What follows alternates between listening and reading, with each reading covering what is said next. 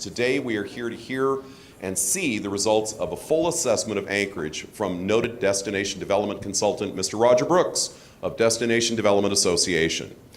Now, this is not Roger's first time in Anchorage. In August of 2019, Roger was AEDC's keynote speaker at the August Economic Outlook Forum at the Denina Center, and he created a stir that I'm still hearing about today.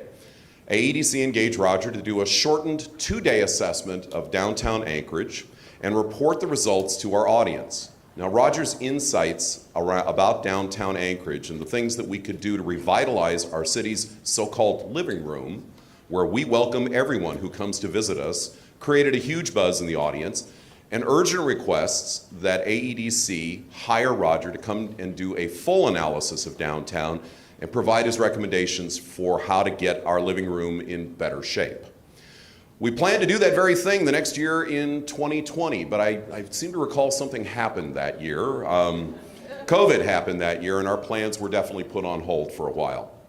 Now in 2021, thanks to the support of our partner organizations, Visit Anchorage, the boards of directors of Visit Anchorage, the Anchorage Chamber of Commerce, and the Anchorage Downtown Partnership for our request for ARPA funding from the Anchorage Assembly, and the ultimate support from the Assembly, which we deeply appreciated in providing that funding, AEDC was able to contract with Roger for a summer assessment of Anchorage.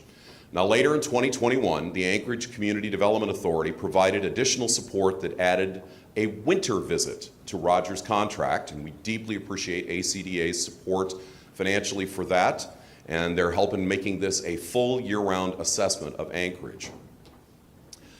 And he did a full assessment. Roger will talk about this, and you know, I kind of made him work a little harder than he probably planned given the size of our city, but he worked from Girdwood to Eagle River, all the way from Muldoon and UMed, Midtown, Westchester Lagoon, from South Anchorage to Mountain View.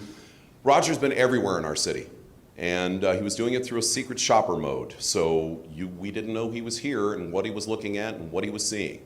I'll be very honest, I have no idea what he's about to tell you today. I really don't, other than what he shared with us yesterday at our luncheon. So for the assessment of Anchorage in 2022, Roger has been focused on the attractiveness of Anchorage to 3 different audiences. How attractive is Anchorage to a potential visitor, thinking about visiting Anchorage as a destination, not just as a wayside on the way to Alaska, the old joke.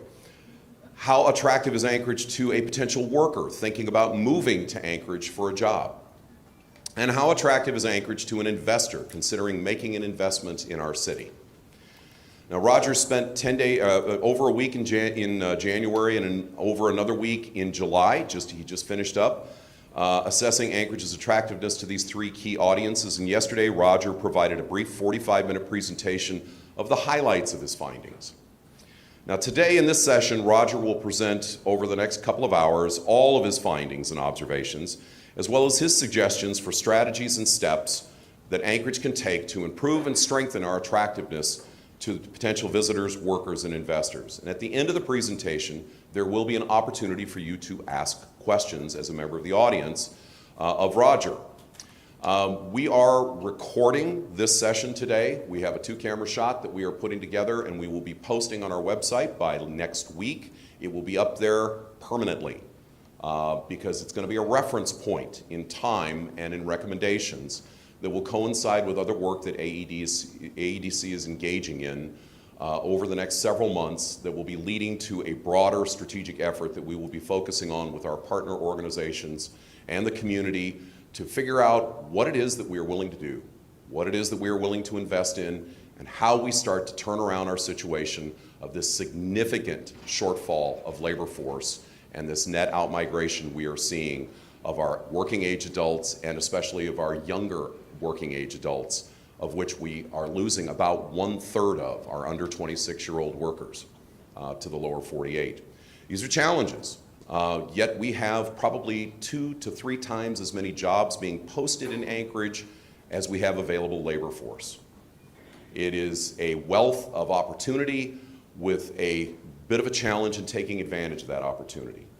We're very optimistic about the future, and we think that today's session is going to be a major step towards moving forward in that optimistic future. So without further ado, I'd please like to turn the stage over and ask you to please welcome Roger Brooks to the stage.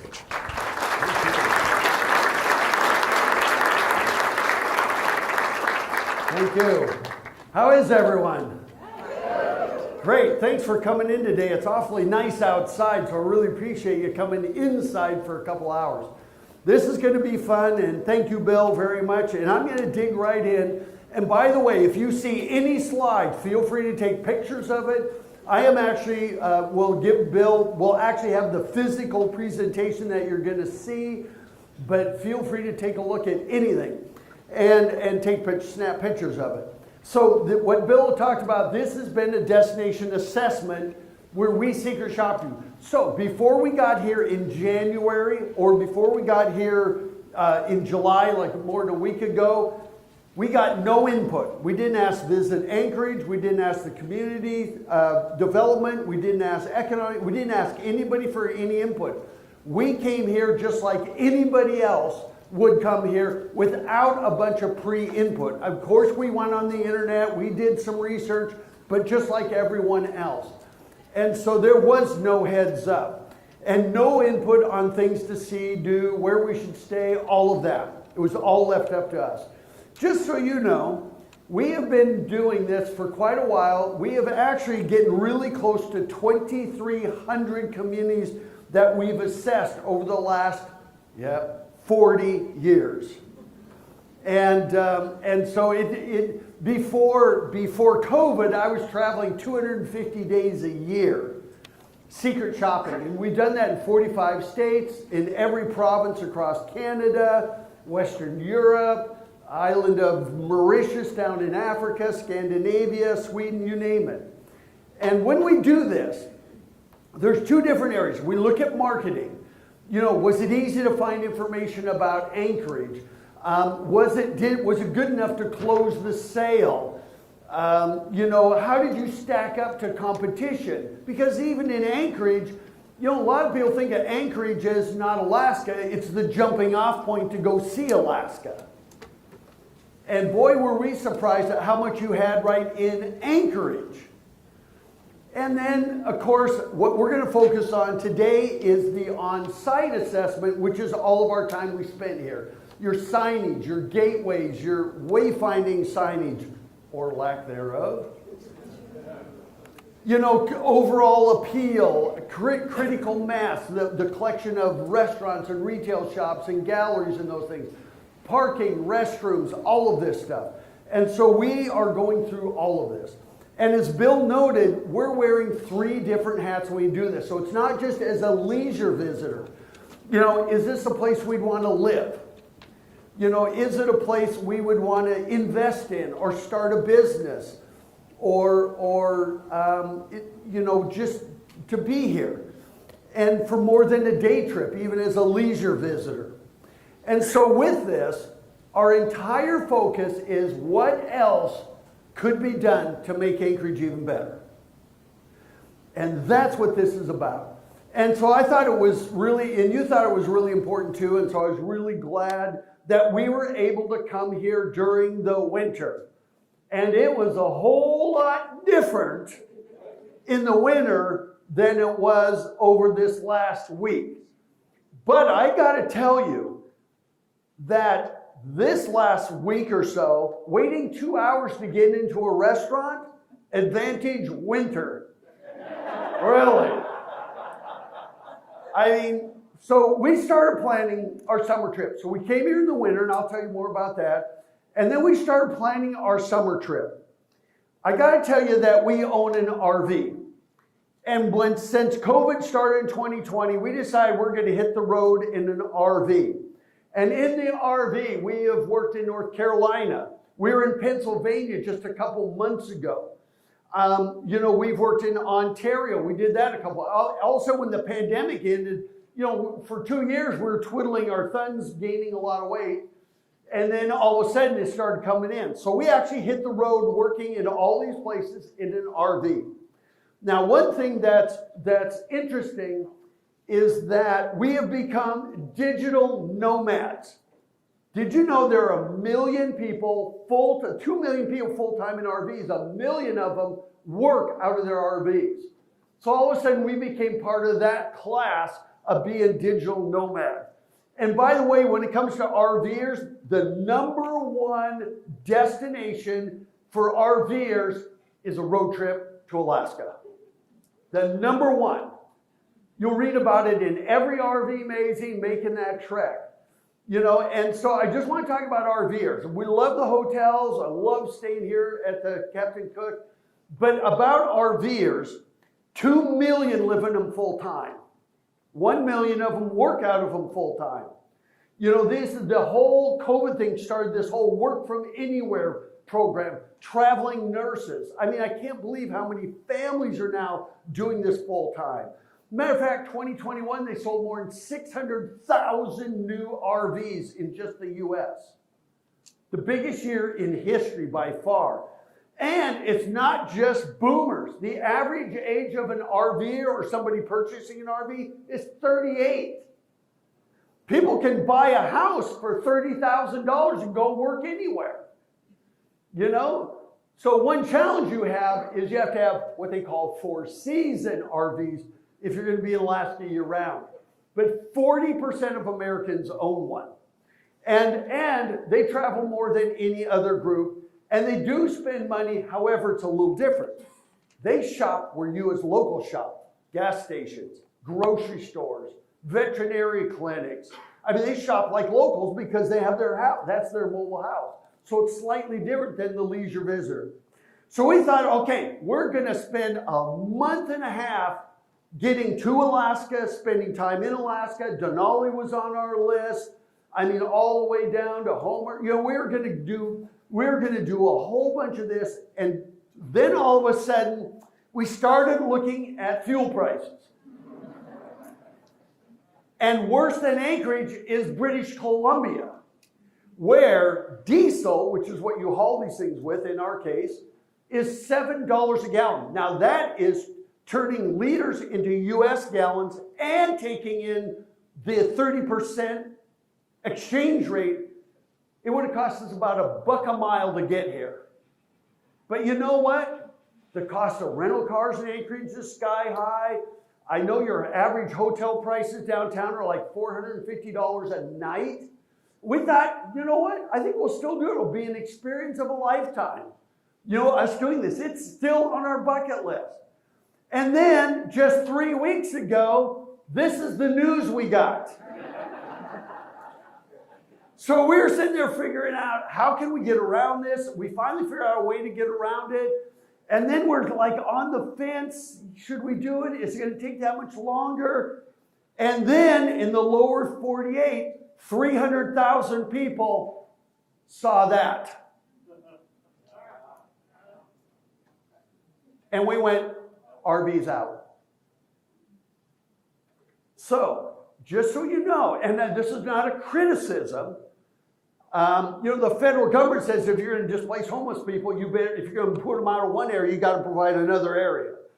And so, but for us and RVers, that right there was a huge ouch for Anchorage. And so for us, we went, okay, that was on July 16th. That was seen by more than 300,000 people. And all of a sudden, the people were thinking, boy, Anchorage is not immune to a lot of the other cities that are dealing with homeless issues and everything. But that right there went, wow. Because we actually looked for campgrounds. Well, all the ones south were already full. And we wanted to stay close to Anchorage. And so all of a sudden, being in Anchorage in RV was out of the question. So thank goodness for Alaska Airlines, which brought us here, and thank goodness for the Captain Cook, the Hotel Captain Cook, which has been our great host. You know, this is like our home now, because we were here 3 years ago. We were here in the winter. We've been here this time, and the hotel's been fantastic. And so they came to the rescue and provided us the lodging, and so RVing is still on our list. However, now what's going to happen to us, a lot of RVers, is there anywhere we can camp close to Anchorage without being in a homeless camp. And that article said people were actually booted out that had reservations. So these are just, and I'm not saying you did the wrong thing. I'm just saying people are going to make judgments based on articles like that. And so we decided, okay, now we know how we're going to get here. We know where we're going to stay. And so we started looking at other articles and figuring out, remember, we're in those three hats. It's one of the most beautiful and unspoiled places in the world. It's an environment of coastal mountains, vast and unspoiled. It goes on and on. Uncomfortable truths about living in Alaska. Now, if you type in Anchorage, most of the articles you get are about the entire state. You know, they don't really single you out. And I just want to let you know, it is a dangerous state. And in the article, it says, and we're not talking about being attacked by grizzlies or working in the oil fields or slope. It was about crime. It says, and we saw this in numerous places, that Alaska has the second highest violent crime rate in the United States. Now, we don't know where that's Alaska. It's not Anchorage. But people are going to just put everybody in the same basket. So we got cabin fever is a problem. Cruise ships bring the cash and the trash. And I just want to let you know, this is what people see. That they see these uncomfortable truths, and they see the negatives. But we also see the positives. You know, Alaska will pay you to move there. Real estate in Alaska is affordable, which I thought, well, really? Yeah, I don't know where in Alaska that is. But this has rich and unique history, some of the best hunting and fishing. I mean, so there's the good and the bad. And people are reading all this. And of course, you know, everything on the internet is absolutely true.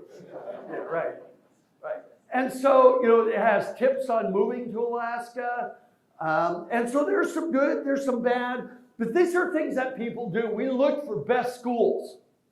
You know, the millennial generation, people in their 30s, early 40s, they're having their kids later in life, and when they look to relocate, they're looking for schools, they're looking for health care, we're looking for affordability, they're looking for quality of life before they look for jobs.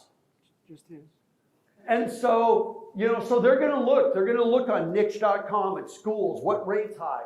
But you also notice, does Anchorage have good schools? What is the best school district in Alaska? What are schools in Anchorage, Alaska? These are questions that people have actually typed into Google, and the more they're asked, the more they pop up on questions like this. And so people are looking at that stuff. Or though, you know, there's other great things. It's awesome that, well, here we go, different schools, Aurora Elementary School, and this, you know, it tells you about school districts, where they're at, how they rate. Niche.com is popular for that. West High School, I mean, it goes down there. You can even do it by traditional, charter, you name it. But I wanted you to see that this is the research they're doing to decide whether they're going to come here and help you fill that 100,000 plus jobs that are available in Anchorage and throughout the state. And so they're looking at that. But then we look at real estate as well. And we didn't think it was all that inexpensive in Anchorage. You know, in the lower 48, prices are starting to correct now. They're starting to come down, but here it's still a boom town in that way. So we looked at houses. And by the way, when we were out there, we were looking, where would we live if we moved to Anchorage? And you'll see that coming up. But we look at all these different things.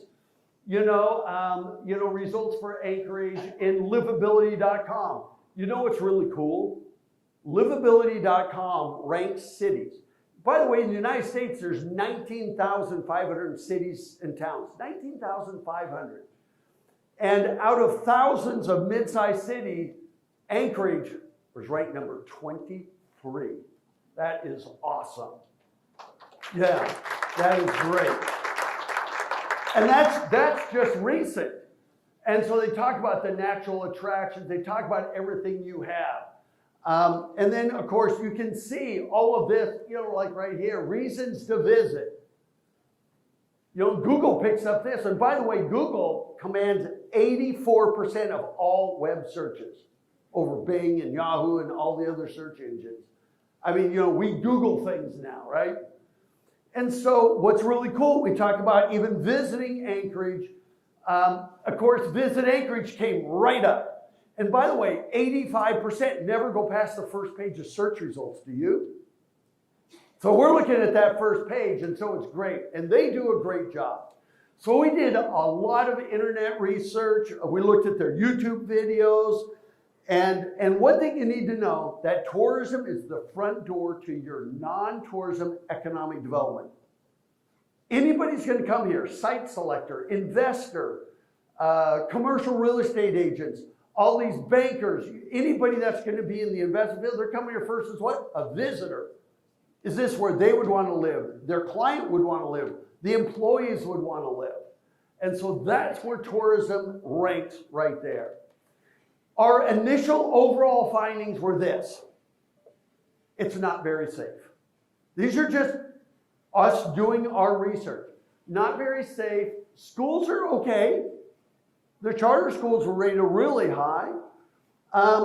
It's pretty expensive to live here. We read a lot that says like a third more. But I got to tell you, that is not enough to stop people. In Ashland, Oregon, very southern tip of Oregon, home of the Oregon Shakespeare Festival, it costs a third more to live in Ashland, and the people there make a third less. Yet they have no vacancies. See what I mean? So for you, is it worth paying that third more, whatever it costs to be here? And I'm not saying we want to pay people less and have them pay more. I don't think that's a good answer for even Ashland. But that's what you're looking for, is they're saying, yeah, it's worth it.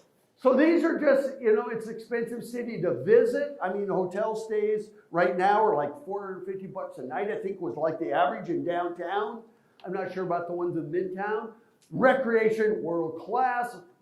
You're seen as an exotic destination. I have to let you know that we have just been working in eastern North Dakota, north of Grand Forks. The governor there made Main Street their town's #1 priority because they have 60,000 jobs, of which half of them pay 6 digits or more, and they can't fill them. And even, I used to sit on the board of the U.S. Travel Association. Roger Dow, who runs it, is the CEO. He's about to retire, and he went up there and said, you know what? I've been in all 49 states, but I have not been to North Dakota. I mean, North Dakota's not on anybody's radar. They have the same issue you have, like we have lots of jobs we need to fill. They're an oil and gas state as well. And you know what? But if you had your pick between Alaska and North Dakota, I actually asked people Alaska every time. I had nobody say, I'm going to North Dakota over Alaska. And I don't mean to put North Dakota down because I think it's a great state. Nobody knows anything about it. But you have this exotic feel. Alaska, whoa, what was it like up there? I mean, it's like bigger than life. And so that's what we saw. There are lots of jobs and lots of opportunities. So now, spending time. Here we go. So we got here in January, and the very first thing we did both in January and this summer is head right to visitor information. But before we did that, I started looking at a map of Anchorage, and it's like the size of New Jersey. I mean, so I emailed Bill, and I said, Bill, you know what? You want us to assess Anchorage, could you kind of narrow it down? Because it's so huge. And so this was his list. Well, we'd like you to do South Anchorage. We also want you to do West Anchorage. And and would you do East Anchorage? And then Midtown. And of course, you got to do downtown. And then, of course, could you do Mountain View? And then let's head up to Eagle River. And let's get down to Girdwood. So he narrowed it down to about the size of the state of Connecticut. That's okay, because we did it. So we knew that. Now, I didn't know where a lot of these places were. In the winter, we found Eagle River. Mountain View, I had never heard of. So I didn't know where it was. And when you say east, west, I mean, we were eating in a restaurant downtown with another couple that said, oh, there's a really good restaurant down in South Anchorage. So you know where things are. We don't. I don't know where South Anchorage starts or ends. So we did get this guy. And I will tell you something, that this guide right here is the best visitor's guide in the entire United States.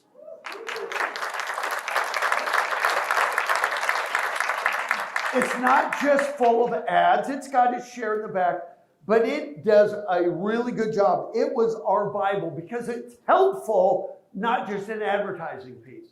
I mean, it had 6 spectacular reasons to visit Anchorage. I loved this, that it actually showed you that Anchorage is open year-round. I mean, look at that. By season, what you can expect. That was right up front. They've got it by family travel. They've got it by different experience. If you like the glaciers, or you like fishing, you like the Chugach, did I pronounce it right? I've been working on that for the last 10 days. The mountains right next to you, national parks. I mean, it goes through adventure. It doesn't buy experience, which is absolutely fantastic. And then, you know, and they even had day trips, you know, day tours you could do. And there's no limit. You know what? Anchorage has more to do within a 45-minute drive than any city we have ever worked in. That's a lot. And here we thought Anchorage was just a jumping off part, and then you have to drive 4 hours to Denali and 3 hours or whatever it is to Seward, and you know, and we didn't realize how much was right here. But then we also got this little app, and it was $5.99, and it was Lynn and Angie, and they do these historic walking tours. As a matter of fact, I mentioned this yesterday, and I got an email through LinkedIn from Lynn this morning that says, I don't know who you are, but thank you so much. They heard from all their friends and everything that we love their app. And it is great. It's great. You start right in the visitor center, and it's a walking tour downtown. Tells you about the old city hall. Tells you all the things to see and do. I think they do a great job. So those were our 2 primary things, plus this map. And this little map here was everything. This has got really downtown on it. And on the back, it's got some blow-ups. But it does actually have kind of Midtown on there. But it doesn't have all the east, west, all the other ones. But this, the maps in the visitor guide and the app were what we used. With this, after spending all this time here, don't you like watches that try just like Dick Tracy? My keeps going off. We have 8 initiatives for you. Yesterday I had 7, I added 1. This is number 1. You need to identify your district. It's a big city. So for us, we didn't know. So we spent most of the winter trying to figure out where stuff was so that when we got here in the summer, we'd be able to find it. How many visitors get that opportunity? None. They're here once or unless they come back.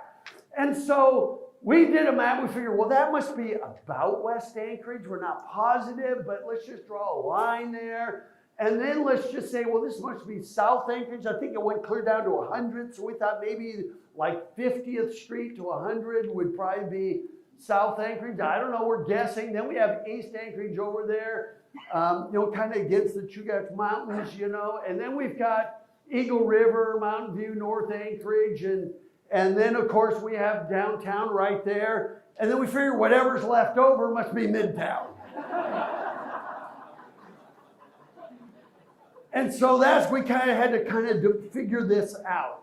And by the way, identify your districts on maps and stuff so we know, because your locals do say west, south, east, you know. But by the way, see those number 1? These are suggestions. There's no recommendations in here because it would be presumptuous for me to come and say, Anchorage, you need to do all this stuff without ever talking to you first. So these are suggestions. Most of them, maybe you'll turn them into recommendations. There may be things you see here you say, but Roger, we're already working on that. Well, we didn't know. Remember, we're not here to look at Anchorage yesterday. We're here. Here's our baseline. And you know what? If you see things you're working on, consider this. You've just been validated.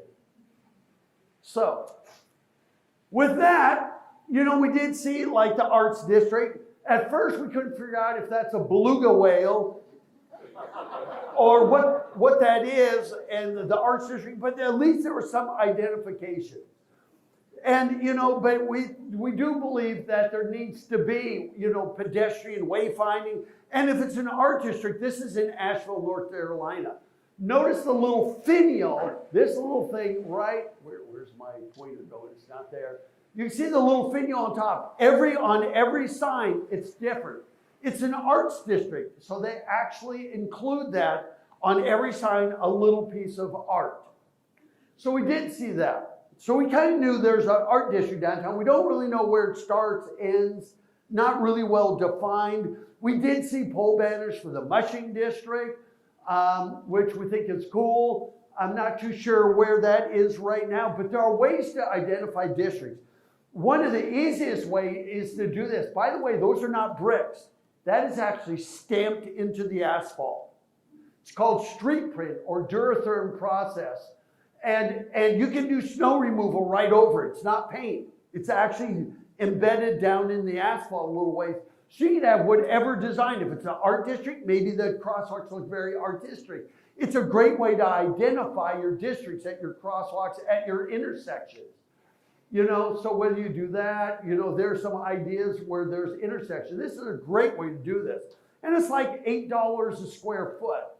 And by the way, when they look at that, there you go. That's pretty interesting, So you can do crosswalks like that. That's a good way to identify those. You can even have the words arts district. This is Hermosa Beach, California, their primary intersection. That's all stamped in. So you can be really crazy with these, but it's a great identifier. So we have a sense of arrival and a sense of place. And by the way, they stamp this is the machinery that does it. It stamps it, and 10 minutes later, you can drive over it. So it's not like something we have to shut down the street and open it up a few days later. And you can kind of see how it's stamped down in there. And that's a vinyl coating that's stamped down in there, not paint. But you can also do it with pole banners, which you did. Like we saw a couple for Art District, we saw a couple for the Mushing District. But you can also do really cool things, and I hope this happens for you. Because these are great. Now, this is not the cheap way to do it, but this is a great way to introduce people to a district. And so I think that's going to be awesome. And that takes us to Mountain View. So we didn't know what Mountain View was or where it was, so we had to actually look for it online. We could see kind of a map that came up on Google, so we knew it was just north of the Glen Highway there. And we started looking at, even Wikipedia, which said there's 7,300 residents there, and it says it's the most diverse neighborhood in the entire United States. I thought, whoa, that's cool. And so we drove in. The first thing we saw were things like this. You know what? I hope the city has abatement ordinances. We saw this. We saw them in Midtown. We saw them all over. When you see blown out signs like this, I would give them a 90-day or 180-day notice to either repair it or take down the sign. Because it sends a bad first impression. It looks like a declining area. Now, once we got into Mountain View, it was the best defined neighborhood in all of Anchorage. Because they had the pole banners were everywhere. They were consistent. They were very artistic. I thought, they did a great job. Look at that. So it was really, you had a sense that we're really in Mountain View. When we were in Midtown, the only way we knew we were in Midtown was the Midtown Mall. And I'm not so sure that's your major achievement in Midtown. No offense to the mall. But in Mountain View, they had hanging baskets. We could tell there was a lot of time and a lot of effort into revitalizing Midtown. We did read that it used to be kind of a home base for Elmendorf for the military. But we saw lots of new apartment complexes, multifamily homes. And so we just thought, wow, a lot of effort has come into this. I mean, we think that's fantastic. That is really great. And so, and it was really the only place in Anchorage where we felt like we were really there. I mean, Muldoon, It's like 20 miles long. We couldn't figure out where it is and, how it works. But up here it was really well defined. I mean, seeing things like the community center. Very, very nice. And you know what? If we had not been doing an assessment, I'm not sure we would have ever found that. See what I mean? Because you don't have any wayfinding signage, and I'm getting to that. And so, but that was great that was right there. I think this is Special Olympics. Yeah, special. I mean, this was all in Mountain View. We're like, wow. And then, of course, we did see the mall. Now, 1/3 of all the malls in the United States have already closed. The days of the utilitarian suburban mall are pretty much over. But I got an idea. Whoever owns this mall, I would love them to go down to Seattle and drive over to Bellevue and go to Crossroads Mall. Crossroads Mall, in Bellevue is Bellevue Square. As a matter of fact, the people in Bellevue Square say one of our biggest audiences, Anchorage residents, because we have the nearest Nordstrom store. The rack is not cutting it. Even though I love the rack. But if you go to Crossroads Mall, it's just 5 miles away. It's more of a neighborhood mall. It died. It was like 90% empty. And the owners of it turned it into a central gathering area. They've got all these music. They've got all these events. They turned the whole inside of the mall almost into like permanent little food truck locations. So they have big chess sets in there. Totally revitalized it. So malls like this could be reused as a community center. And in Mountain View, where you have a good sense of community, that would be a great attraction. Now, what's interesting about Crossroads Mall, is it totally different than Bellevue Square, which is an upscale, experiential mall, probably the most upscale mall in the northwestern states. But this they did because they always have all kinds of events and things going there. Something to check out. And anyway, we had a great time. We thought that Mountain View was a great example of revitalization. Excellent job.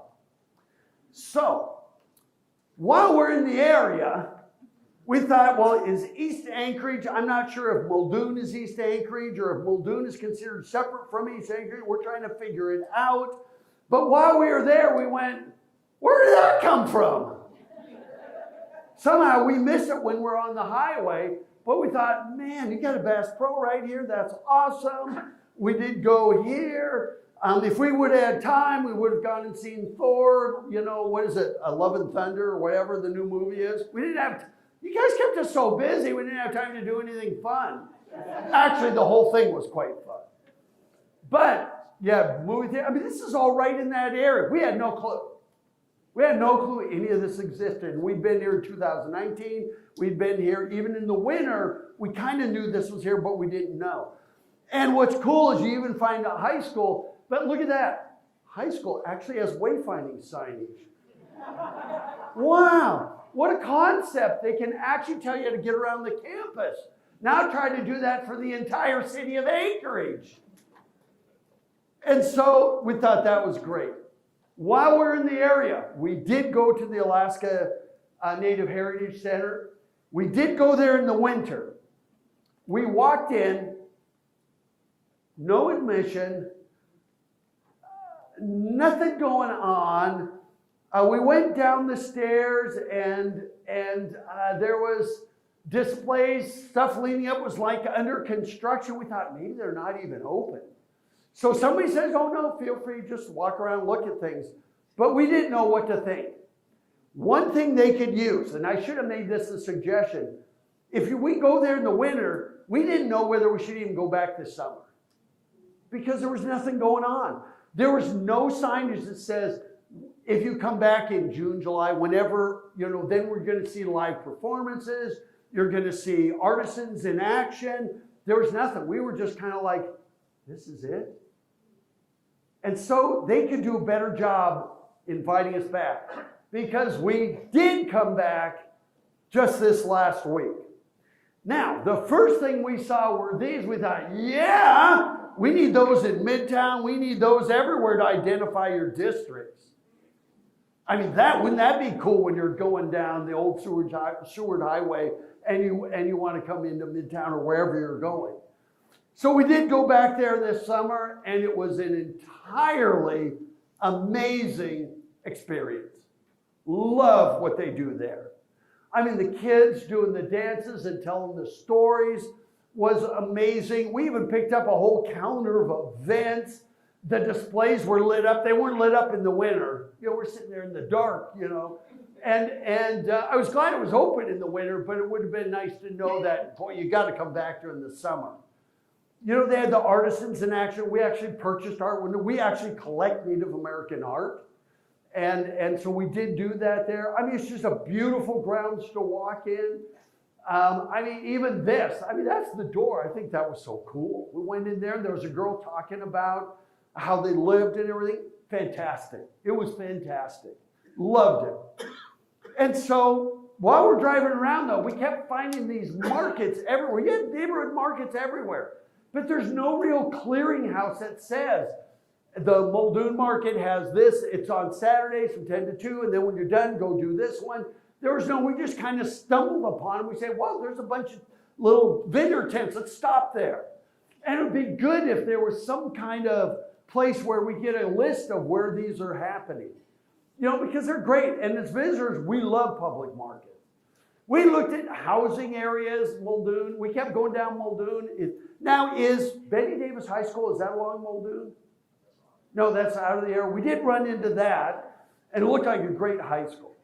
So we're in what we think is East Anchorage. We did go to the zoo in the winter. Now, this summer, we didn't get a chance to go into the zoo because we were so busy looking at everything. But even in January, it was open 10 to 4. I thought that was awesome. And one thing I got to tell you, that our trip in January was just as enjoyable as it was in the summer. I mean, first of all, I got to tell you, the low temperature when we were here in January was 16, not minus. Now, I got to tell you that we do live in Phoenix, where the same days it was like 73. And in Phoenix, when it gets below 70, you pull out the parkas.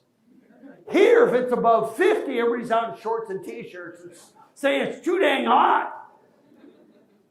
But it was great. So we found the zoo.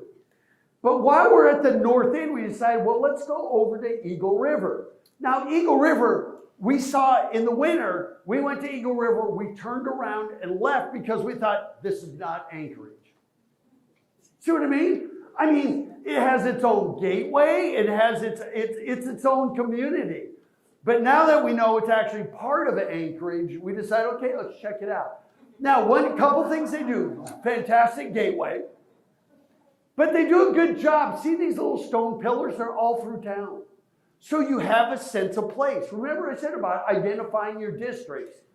So I thought those were great. I mean, they were all through town, everywhere. Just nice. You know, and so we really knew we were in Eagle River. We didn't really find an organized downtown area, you know, because it's kind of along the highway. And if there is one, we couldn't really find it. We did find places like this, which are great. But, you know, and maybe we missed it. There's no signage, but it seemed like we drove around in neighborhoods. There's a couple of open houses up in the hills we looked at, but it seemed to be a great town. And while we were there, we were going down some road and we ended up going to Chugach State Park, and there was the Eagle River Visitor Center, but we thought it was going to be in Eagle River. We didn't know that, you know, in Anchorage, driving 30 miles south is still the same town. Or whatever it is. But we drove all the way down there. We did go to the visitor center there. It was fantastic. That was actually really great. The nature center, I should say. I love that little map that shows it there. And of course, the number one asked question is, where are the bears? You know, and they are around there. And so we did end up going to the nature center. This is all part of what we thought was kind of Eagle River area. And it was fantastic. We didn't get a chance to hike the trails. It's now on our bucket list for when someday we can actually come up here with an RV. Please let us know. And so, I don't know whether that's part of East Anchorage, but we did get here in the winter, and everybody said you got to go to this place called Flat Top. So in the winter, somehow we found Flat Top, but we got out of the car for about 10 minutes and went, yeah, I don't think so. First of all, it was blowing like 40 miles an hour. The wind chill was like minus. None of the steps, nobody had been there in weeks. It didn't look like there was no steps in the snow. It wasn't plowed or shoveled or anything. And, but it was, the speed limit was 5. Everything here, local lingo, because you call it Flat Top. And I'm going to tell you what happened when we tried to find it this summer. So we went up there in the winter, and good luck using putting your $5 in there. Good luck using that. That didn't work out very well. Everything's frozen shut. And so we thought, yeah, this is not, you got to maintain these daily or something if it's a popular place. There was one other car in the parking lot. The day we got there, we're pretty much in the clouds, which can happen a lot. And so that was this like, okay, are we really supposed to pay? And how do you pay when everything's frozen? And so we decided, this might be better to check out during the summer. The views even driving up there were like, whoa. So that was just going up there. So this last week, I can't remember how we got up there. Go to Apple Maps. Take us to Flat Top. It was really close. It was like half a mile away from this hotel. It's a great restaurant right downtown. So then we go, okay, that didn't work out. And I went, okay, let's take us to Flat Top Park. So it took us up some really narrow, windy little gravel roads up in the hills somewhere. And then there was warnings about your vehicles not being able to get out of there. And everything would go, this isn't it. So we turned around, came down. Then we said, there's got to be another Flat Top. And so we found one, and it's a residential subdivision. We could not figure out where Flat Top was. So we had to sit there, Google it, and then we found out, oh, really, we should have been looking for Glen Elk's Trailhead. See, so what you call something for us didn't get us there. And so we did see, we're going up all these roads and everything. So we finally did get up there. And once we got up there, it was a little bit different than it was in the middle of the winter. As a matter of fact, we were lucky to get a parking spot. And so we did go there, and it was quite busy, even though this was kind of a cloudy day. There was a line just to pay. Now, there's a lady right here. She's from, I think, Sweden. She sounded very Scandinavian. She's desperately trying to put the $5 into that. But it was so full. She was trying to push it up in there. Money was falling out of it. It's a busy spot. Nobody's there to maintain it or do anything. I don't know if there's any State Park employees, but this time of year, it was really busy. Luckily, we had a credit card. We used that machine. It worked fine. There was even a line to use the restrooms. One of them was out of order. And so it's like, for as many people that come here during these weekends and during this time of year, somebody should be up there. So that's a suggestion. Somebody, and I don't know if that's State Park personnel or who, but even the signs, the Outlook Trail signs look like they haven't been maintained since 1970. Now, this is why when we do assessment, we have to leave town really quick after we're done. But I'm just being totally honest with you, and this is meant to be constructive because we had a fantastic experience. These are just little things that can be fixed, little things we noticed. One thing you do in Anchorage, every time we saw an interpretive sign, it was always about who funded it and about the project. We're visitors. We want to know what we're going to see. what we're going to do, what we're going to experience, how long the hike is, how many miles it is it ADA accessible? Instead, you say, we the people of Anchorage got together and saved this place from being overgrown, which I think is novel. I think it's great, but we're here to experience it, and you're so busy talking about projects and not the experience. What are we seeing out there? I mean, there was this gentleman that was there with probably some relatives saying, and that's Fire Island out there. So thank goodness he ended up being our impromptu tour guide, because there was nothing on any signs about what we're seeing. You know, and so we could add displays about the actual experience. The views are outstanding. I mean, it's a great place. Now, we did not go hiking up to the top because we don't know how long it is. We didn't know how easy it would be. There were clouds up there. It might have been above the cloud level, but there was really no additional information. And that's what you need to do, is to sell us on the experience. Because how long does that hike take? Anybody know? 45 minutes or so? You know what? For every 2 hours we spend in Anchorage, spending doubles. Think about that for visitors coming in for cruise ship. 2 hours spending will double, because now we want something to drink, we want something to eat. Or if we know we're going to be up there and do that hike, then, and by the way, we assumed it was going to be 2 or 3 hours. We didn't know. I mean, we did pull out All Trails, and it'll tell you. So if people have the All Trails app, that's great. It's a great resource. But in our case, if we knew that we're going to be up there for 2 or 3 hours, we probably would have bought bottled water. We probably would have brought something with us maybe to eat. See what I mean?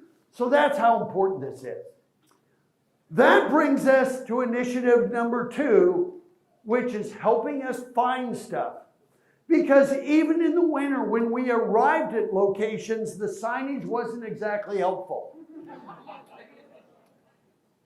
Anybody know where that's at? Earthquake Park. But since we spent most of the winter finding stuff, this time we took that map and we kind of knew Kincaid Park was the airport, Lake Hood, Westchester Lagoon. We kind of had an idea what was where. So this did help us out quite a bit. And we did use that a lot. Shopping, hotels, and mainly the commercial area in Midtown. But the number one priority for the city of Anchorage is to develop a comprehensive wayfinding system. Now, here are the benefits of this. It creates a much better visitor experience. So we're not sitting there dealing with trying to find flat top. There were other places we tried to find where it had no clue what we were talking about. You'll see that coming up. We'll learn what you have. You have to understand, when we use navigation system, we're saying, take us to the Native American Heritage Center. Because we know it exists, and it'll take us right there.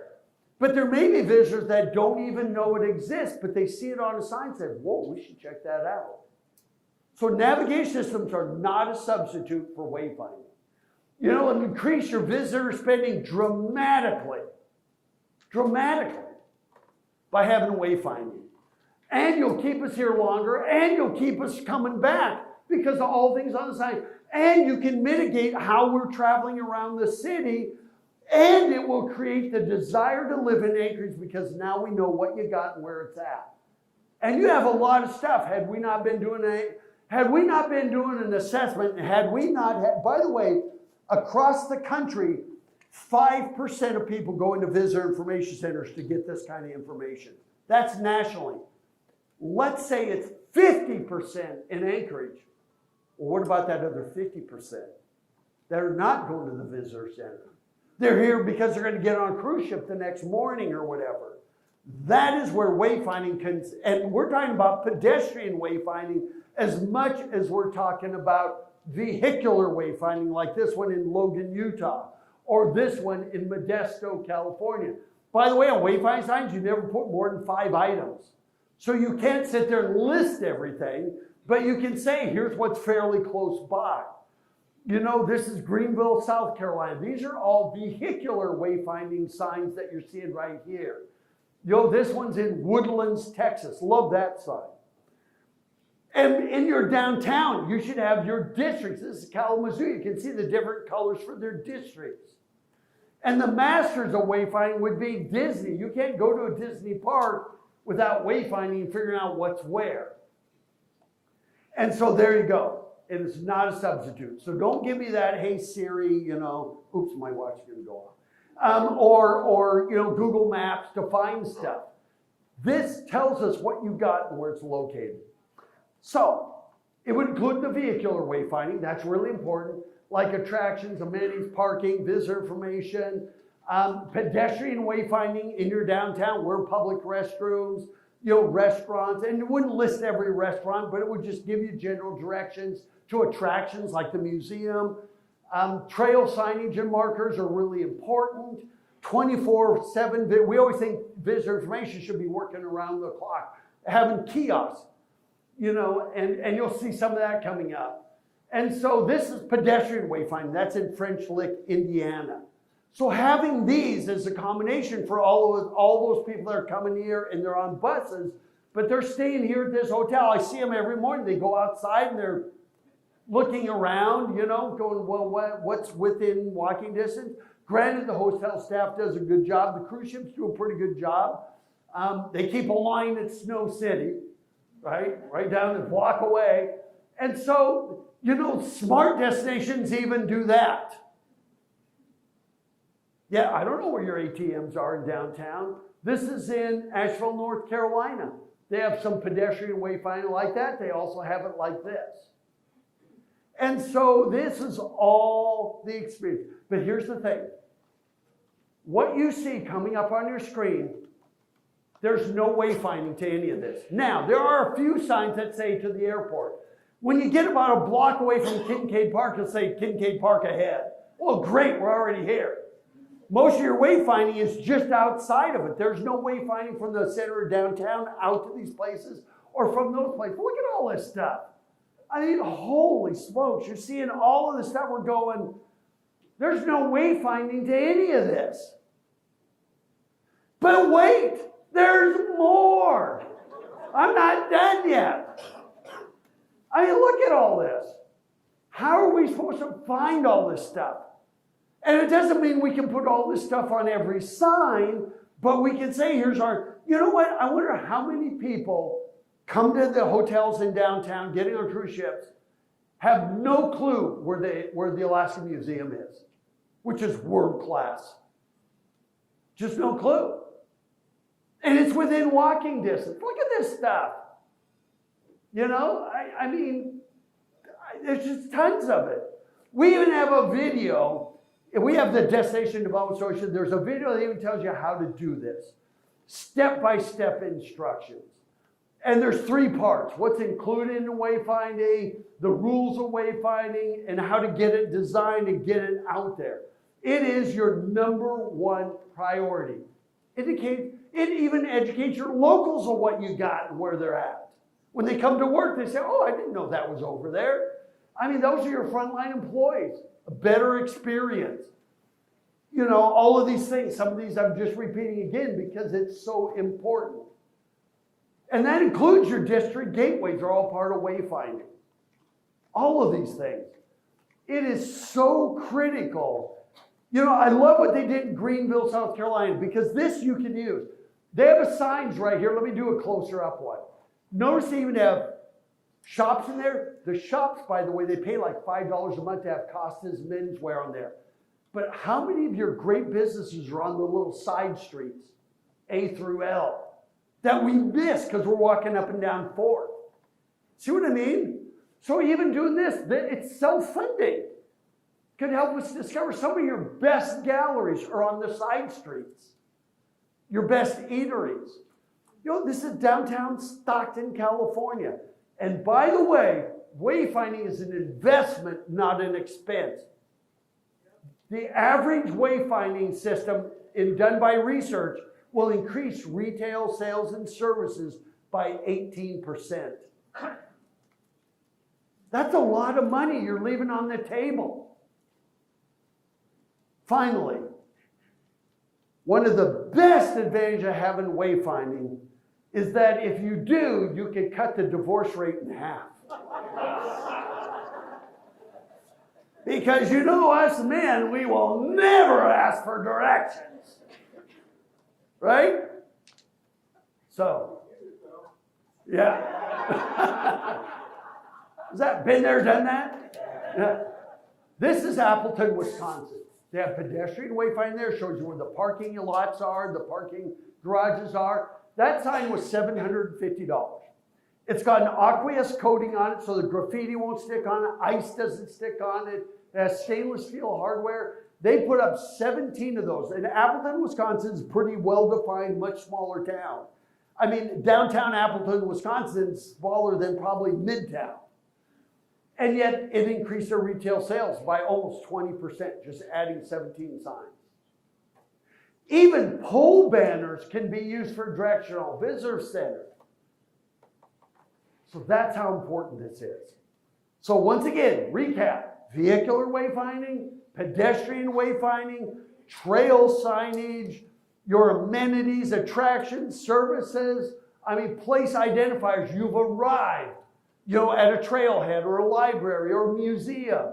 I mean, your gateways. You've arrived. I love what the idea for the Musher District. Auxiliary signage, which would be to Rotary Parks, Kiwanis, those kinds of things. And then, of course, pole banners are part of that. And they can be seasonal, they can be done by district, visitor information, all of this is part of that. But your trail signage would be fantastic. Because here, we see signs like that, they don't lead anywhere. You just go that way until you run into Cook Inlet. And we never could figure out where the Coastal Trail connects with downtown. Right now, I don't know. We're hoping if the weather cooperates, tomorrow we can rent bikes, electric bikes, and do the Coastal Trail. But even these, they kind of say, well, downtown's that way. Good luck. See you later. Because they don't complete. And so there's also tourism. These are called Todd signs. I've seen them down in the Kenai Peninsula and area, but I saw none in the Anchorage area.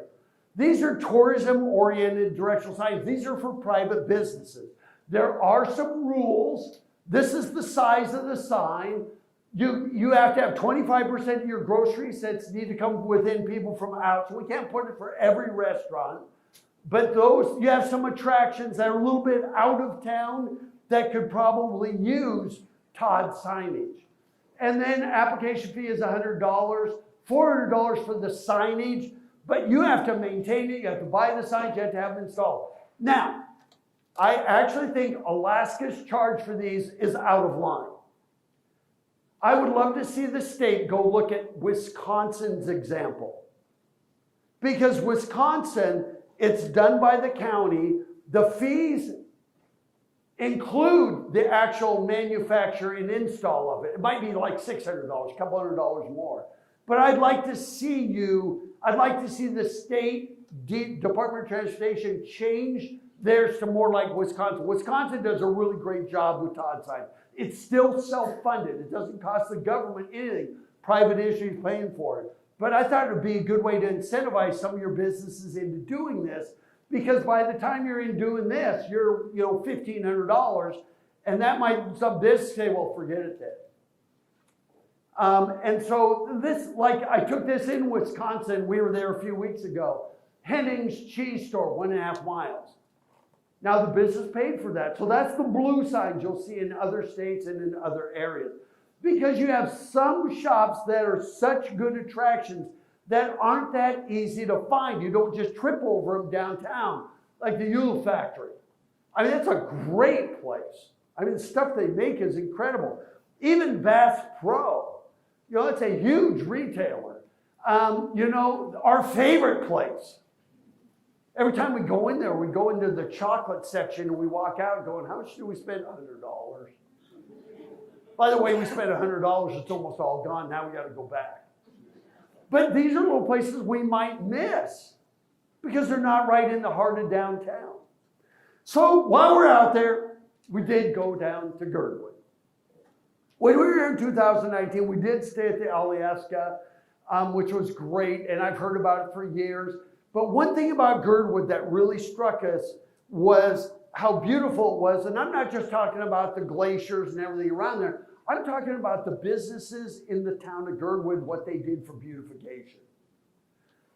There is the Alaska Resort. I mean, it's fabulous. I mean, everywhere we went, it was great. That's the school in Girdwood. I don't know how many people live in Girdwood, but even the school looked amazing. That's the elementary and junior high school. But look at the little restaurants and eateries. They're just beautiful. And granted, it's kind of that wild Alaska kind of a feel, but they do a really good job with their curb appeal. The hanging baskets, the flowers, all of those things. I mean, this little loop right in here, always it pulls us in right there. I mean, even the bakery, this isn't a really good picture, but that place is just absolutely stunningly beautiful during the summer months. And for Girdwood, this is their library. I haven't seen libraries that nice in urban cities. So whatever they're doing in Girdwood, they're doing a good job. I mean, we were really, really impressed. And by the way, they do have an RV park, kind of. It's $25 a night, and you can use our parking lot. There's no hookups, dump stations. If you know RVing, dump stations, how you get rid of that, yeah, you know.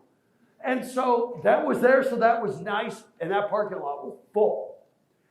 The one area in Girdwood that was like a letdown was the airport.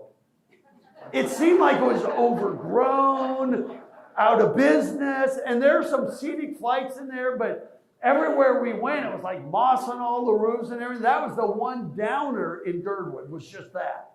We thought, man, they could make that look better. And then somebody said the state owns it. Like that's whose fault it is, you know. But I said, somebody's got to get out there with a weed eater. But the whole area is fantastic. While we were in the area, we did go down to the Wildlife Conservation Center. We had to see that, so we did go in there and paid the admission and walked around. We didn't get to spend as much time as we would like. But we did go there. It was great. He was taking it easy. And so that was a good experience. We saw signs to the Portage Glacier, but a lot of the signs don't tell you how far it is. Is it 5 miles? Is it 25 miles? We don't know. But we took some pictures. I mean, it was just absolutely gorgeous. But one of the prettiest drives we ever went on is if you go down there, there's the boat that goes onto Portage Lake. That little road down to the boat harbor is one of the most beautiful drives I've ever been on in my life. It's only a few miles long, but it's just like, wow. And we just found it because we were trying to find the lake down there. And there is the boat, it's out there. But one thing we learned is that we were glad we did not bring our swimsuits to Portage Lake.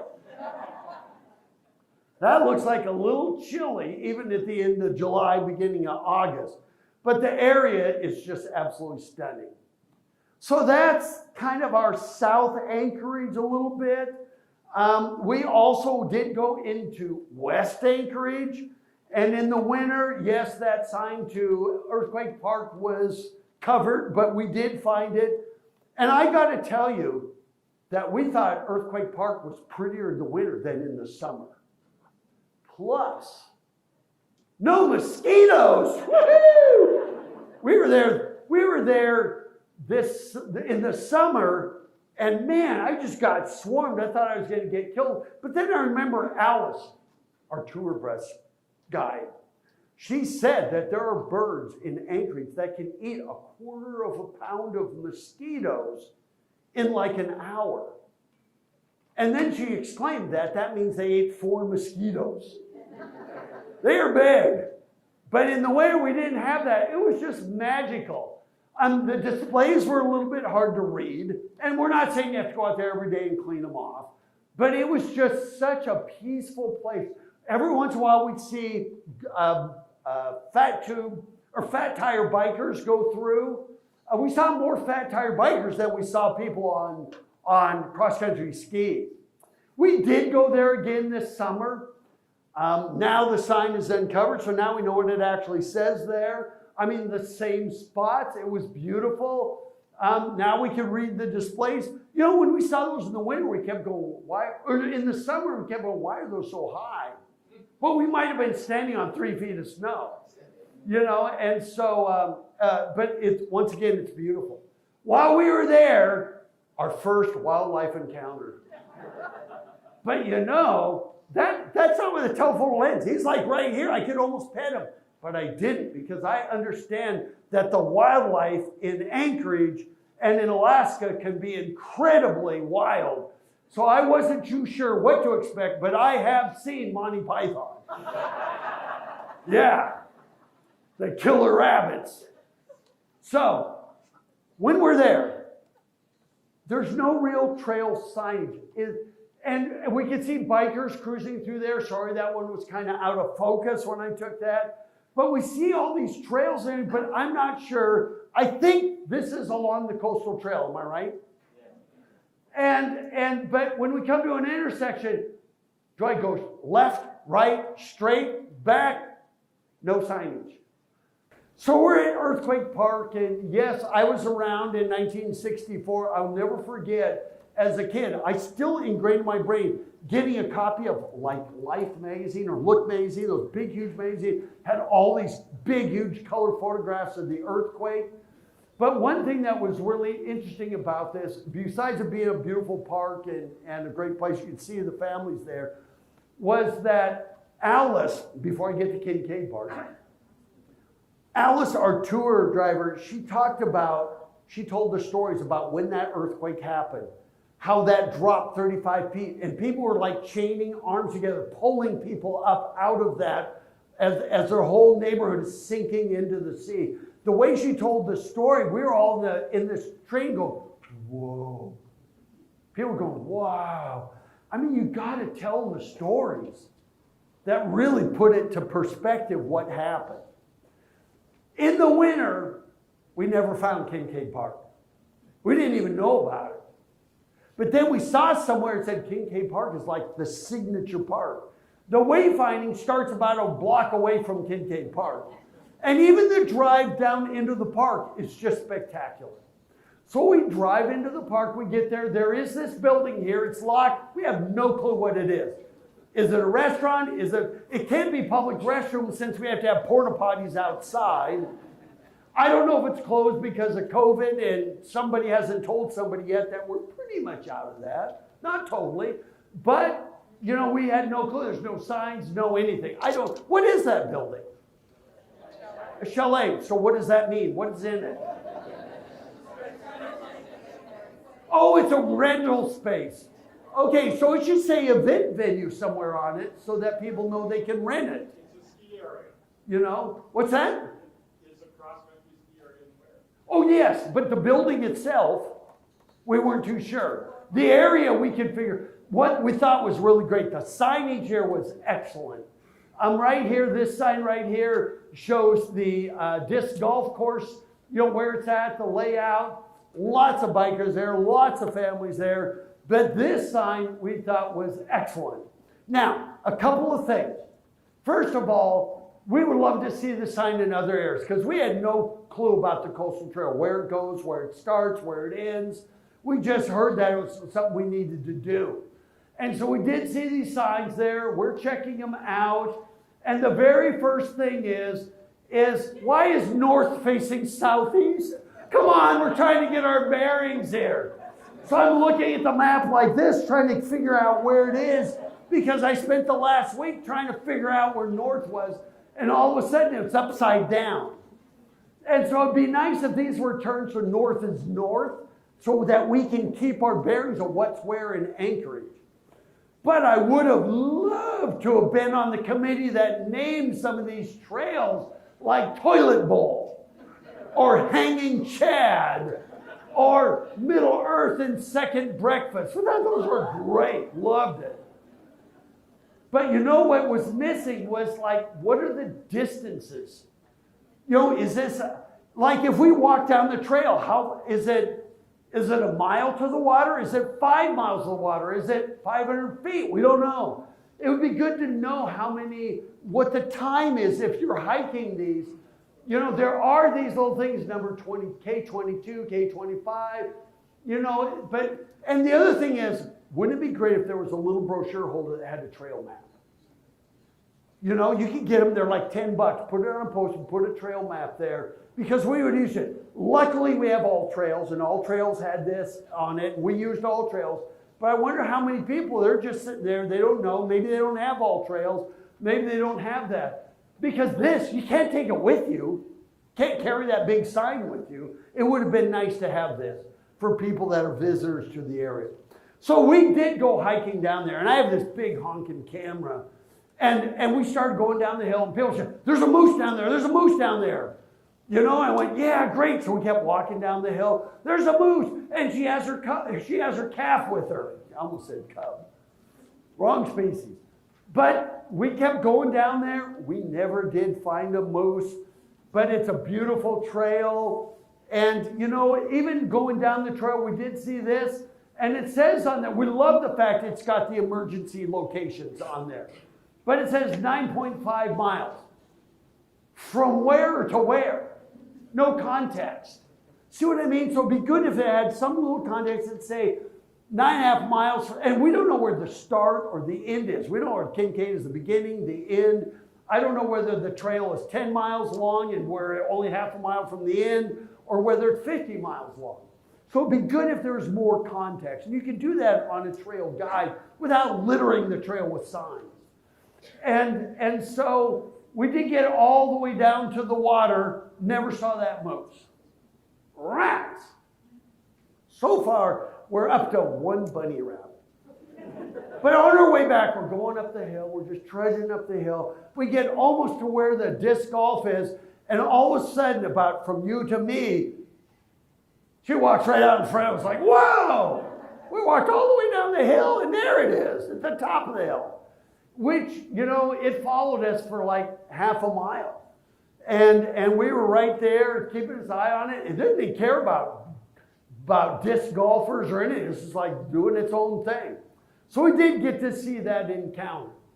And so that was pretty cool. While we're in the air, Kincaid Park, by the way, is stunning. I could see why it would be probably one of your signature, if not the signature park. We did head over to Lake Hood. And I loved it in the winter where you see skis on the planes, and you even see fat tires even on airplanes. And so we did come back this summer, and we're there hanging out like everybody else trying to get that perfect shot. You know, and it's fun watching the planes come in and out. Now, when we were on the trolley, she mentioned Lake Spenard. I had no clue. I thought we were in the wrong place. I didn't realize you have two lakes connected kind of by that canal system. I always heard it was just Lake Hood. But finally we were there, and we did get, you know, you get that perfect shot, and it's a beautiful place just to hang out. And one thing that Alice taught us when we were on that trolley ride is what all these little shacks and sheds are for. That's where the husbands live who come home and say, honey, I just bought an airplane. Yeah. And so, great experience. Then, in the winter, we somehow found Sullivan Park. I don't know, we were just driving around, we found it. If you asked me how to get there, I couldn't tell you. But we drove down there.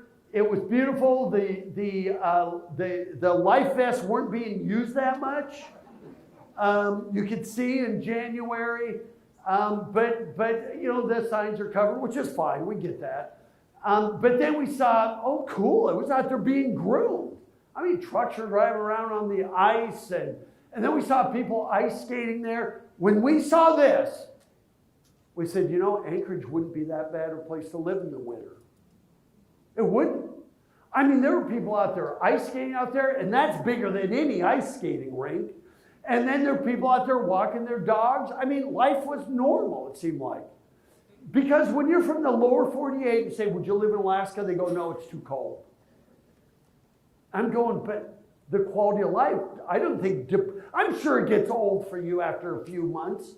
But for most of us coming up here, we think life doesn't stop. I'll never forget watching the news. I can't remember, it was NBC affiliate here.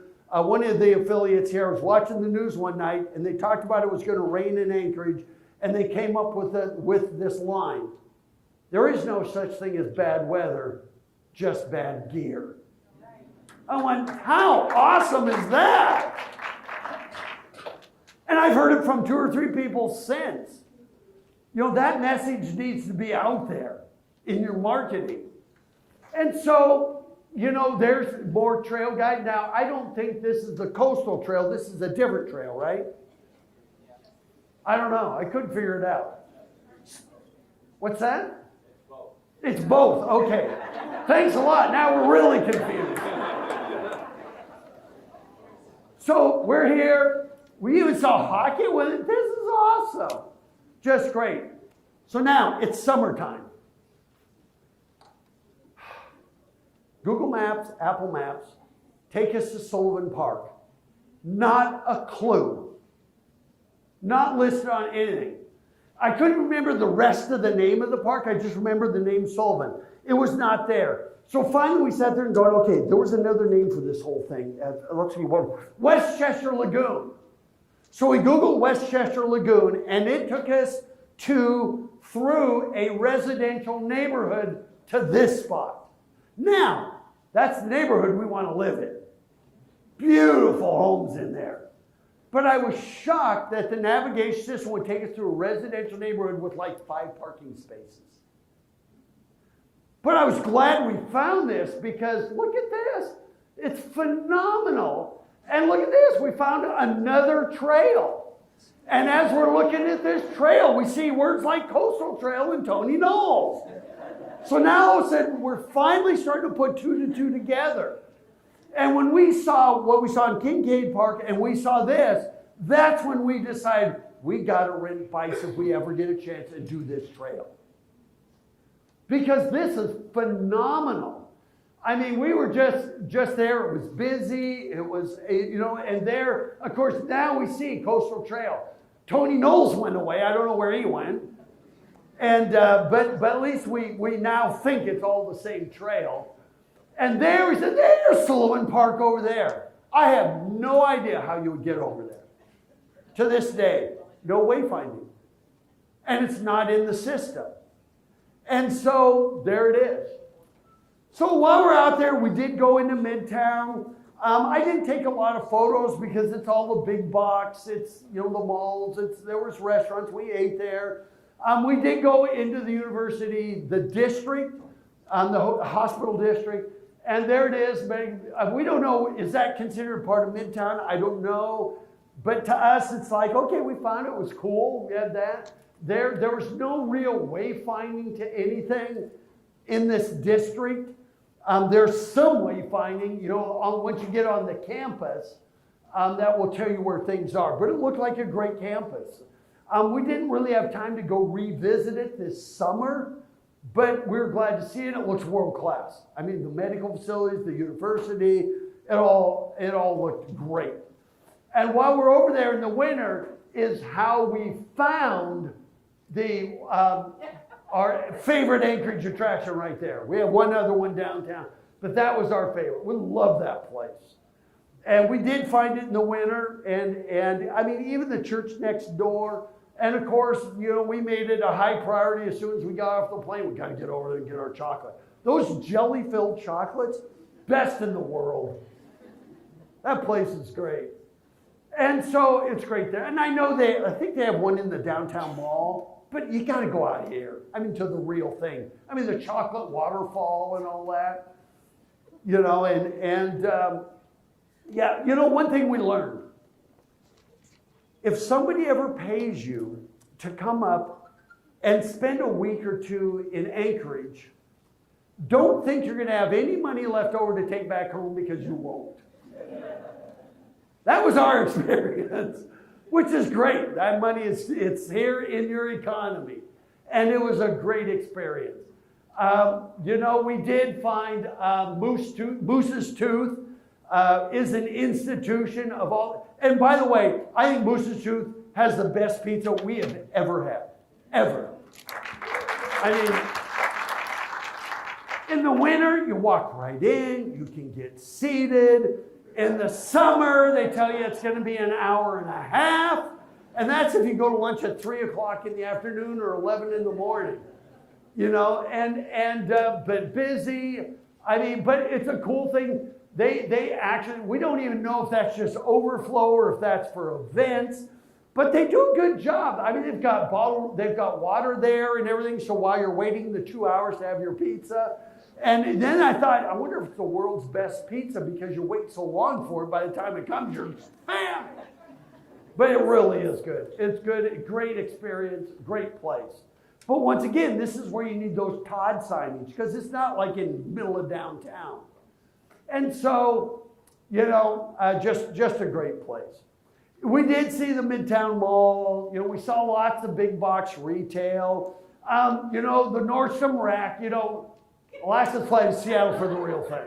We heard that from numerous people. And then lots of lodging options. I mean, this is kind of Midtown for us. The place you pass through to go to all the other places was pretty much our experience in Midtown. Access to the airport, etc. You know, and of course we went to all the malls we could find, and I didn't photograph them all because you know what? When we come into Anchorage, we're looking for what's unique to you. So no offense to the malls, but we really tried to stick to the unique places that were you. You know, and I got to tell you, in the winter, I mean, we were glad to see this.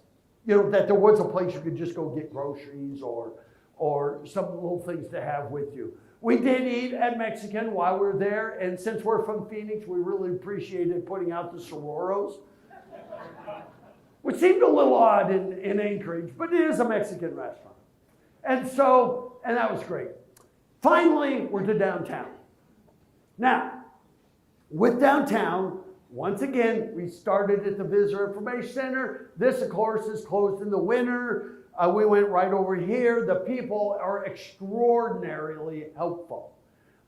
We just had a great time in there. And one thing, Advantage Winter, nobody's there.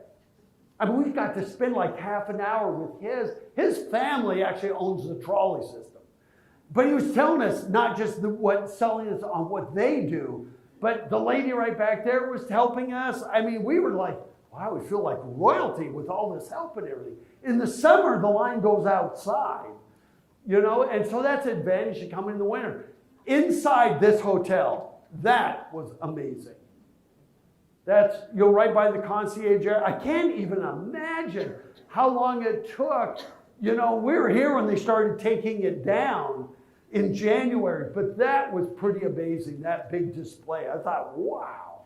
And by the way, inside this hotel is some of the best galleries in all of Anchorage. You know, and they're doing everything they can to let people know that once you come to this hotel, there's more than just the hotel. Of course, we went into the mall in the winter. You know, it's nice walking around, not a lot of people everywhere. You know, and most visitors, you know, but if we're going to live here, these things are important to us. Seeing the skating rink, I thought was great. It's a nice amenity to have somebody living here. We saw this in the winter, which we thought was so cool. If you told me how to get there, I can't remember if you go down L Street or one of these streets is how you find it. We tried to re-find it. We didn't know whether the little cubbies were still there or not, the little igloo, so to speak. But we walked all over downtown in January. We had no issues. The sidewalks were pretty well maintained. We saw signs like this, which we thought were great, helping us sell about the people, the native people of Alaska. Summer, still great, beautiful. I mean, I just love the beautification in the summer. And of course, we did take the trolley. And of course, we did have Alice, who is the best tour guide on the planet. Not only does she have a lot of humor, she dances and sings. I mean, I would tell everybody, wait till the trolley with Alice on it. I mean, she really was a delight. And I think she teaches kids, you know, in school. And of course, she took us over to Earthquake Park, and you know, I kind of shared that experience. took us over to Lake Hood, and then took us over to the school where the class of 1971 wanted to put the year on it. The principal said, no way. So they talked to the artist, and they found a way to sneak it in there. Do you see the 71? Yeah, that was a good year. I'm really dating myself. That's the year I graduated. So that was great. Good class of 71. Now, and we did go to Ulu Factory, which is, am I pronouncing it right? Ulu? Okay. And we did go to the Anchorage Museum, which is world class. It is just absolutely fantastic. However, try to find parking for this place. All the street parking on all four sides say no parking.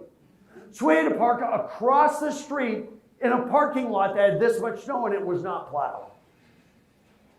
It's like, really? The museum's open in the winter and you're making us trudge across like a 4-lane highway and park in a parking lot that had not been cleared. And so that was a little bit like, come on, don't do that to us. So there's just some advice for people that are here in the winter. It is fantastic. I just can't say enough nice things about that museum. Then we went, of course, to our other favorite place, Cabin Fever. That place is fantastic. Well merchandised. They don't have stuff that's made in China. You know, we always try to avoid the places that are all the cheesy souvenirs to get some things that are authentic. They do a great job. Really nice people in there. Just great. So now, we talked about identifying your districts. We talked about wayfinding. In downtown,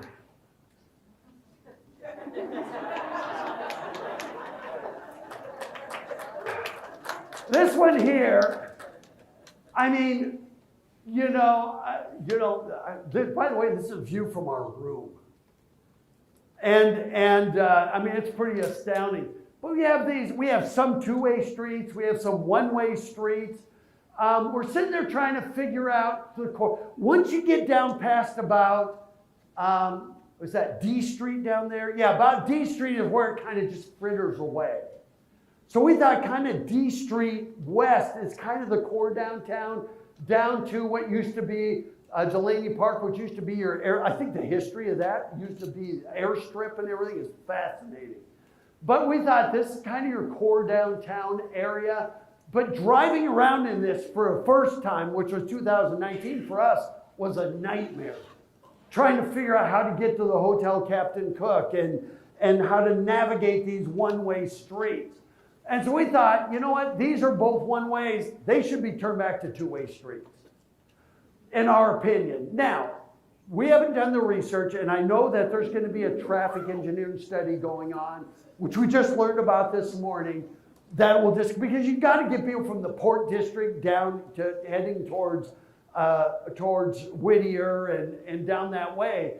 But these right here is one way, because 3rd is two ways, 7th is two ways. I mean, it was, we just thought, yeah, you know what? Here's the thing. Downtowns need to be about people, not cars and traffic. And rather than have a state highway, 3 lanes, and by the way, departments of transportation have 2 main focuses. Public safety and moving traffic. I think there needs to be a 3rd one, economic development.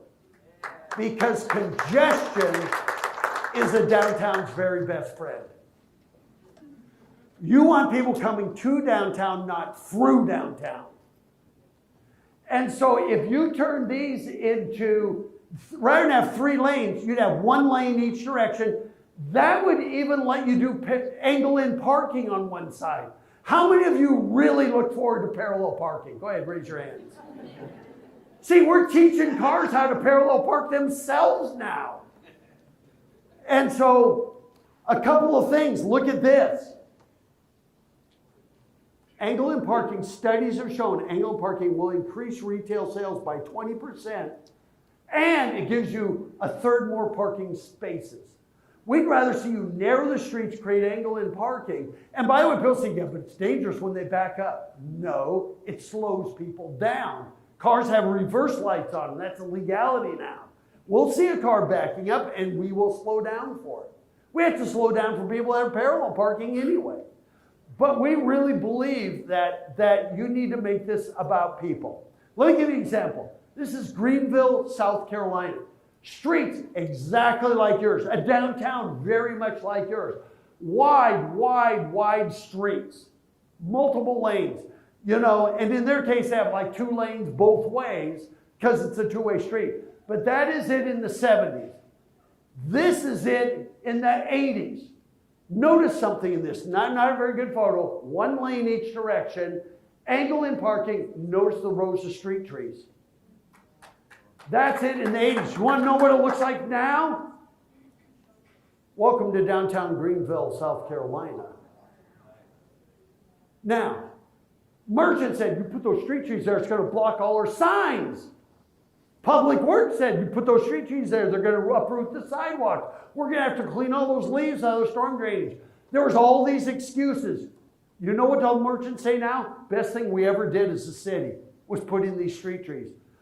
The revenues went up and the property values went up so much that it offset the fact that they actually cull the trees out. Every 20 years, they will cull a tree out and replace it with another one. And they're in these steel grates that go down like 10 feet. And they light them up in the winter. They are deciduous. And so we thought, man, narrowing down, and I'm not talking about the street trees. I just want you to narrow the traffic, slow the traffic down. Because even as a pedestrian, we're confused over what's one way, what's 2 ways. And there's my quote. And here's the follow-up to that.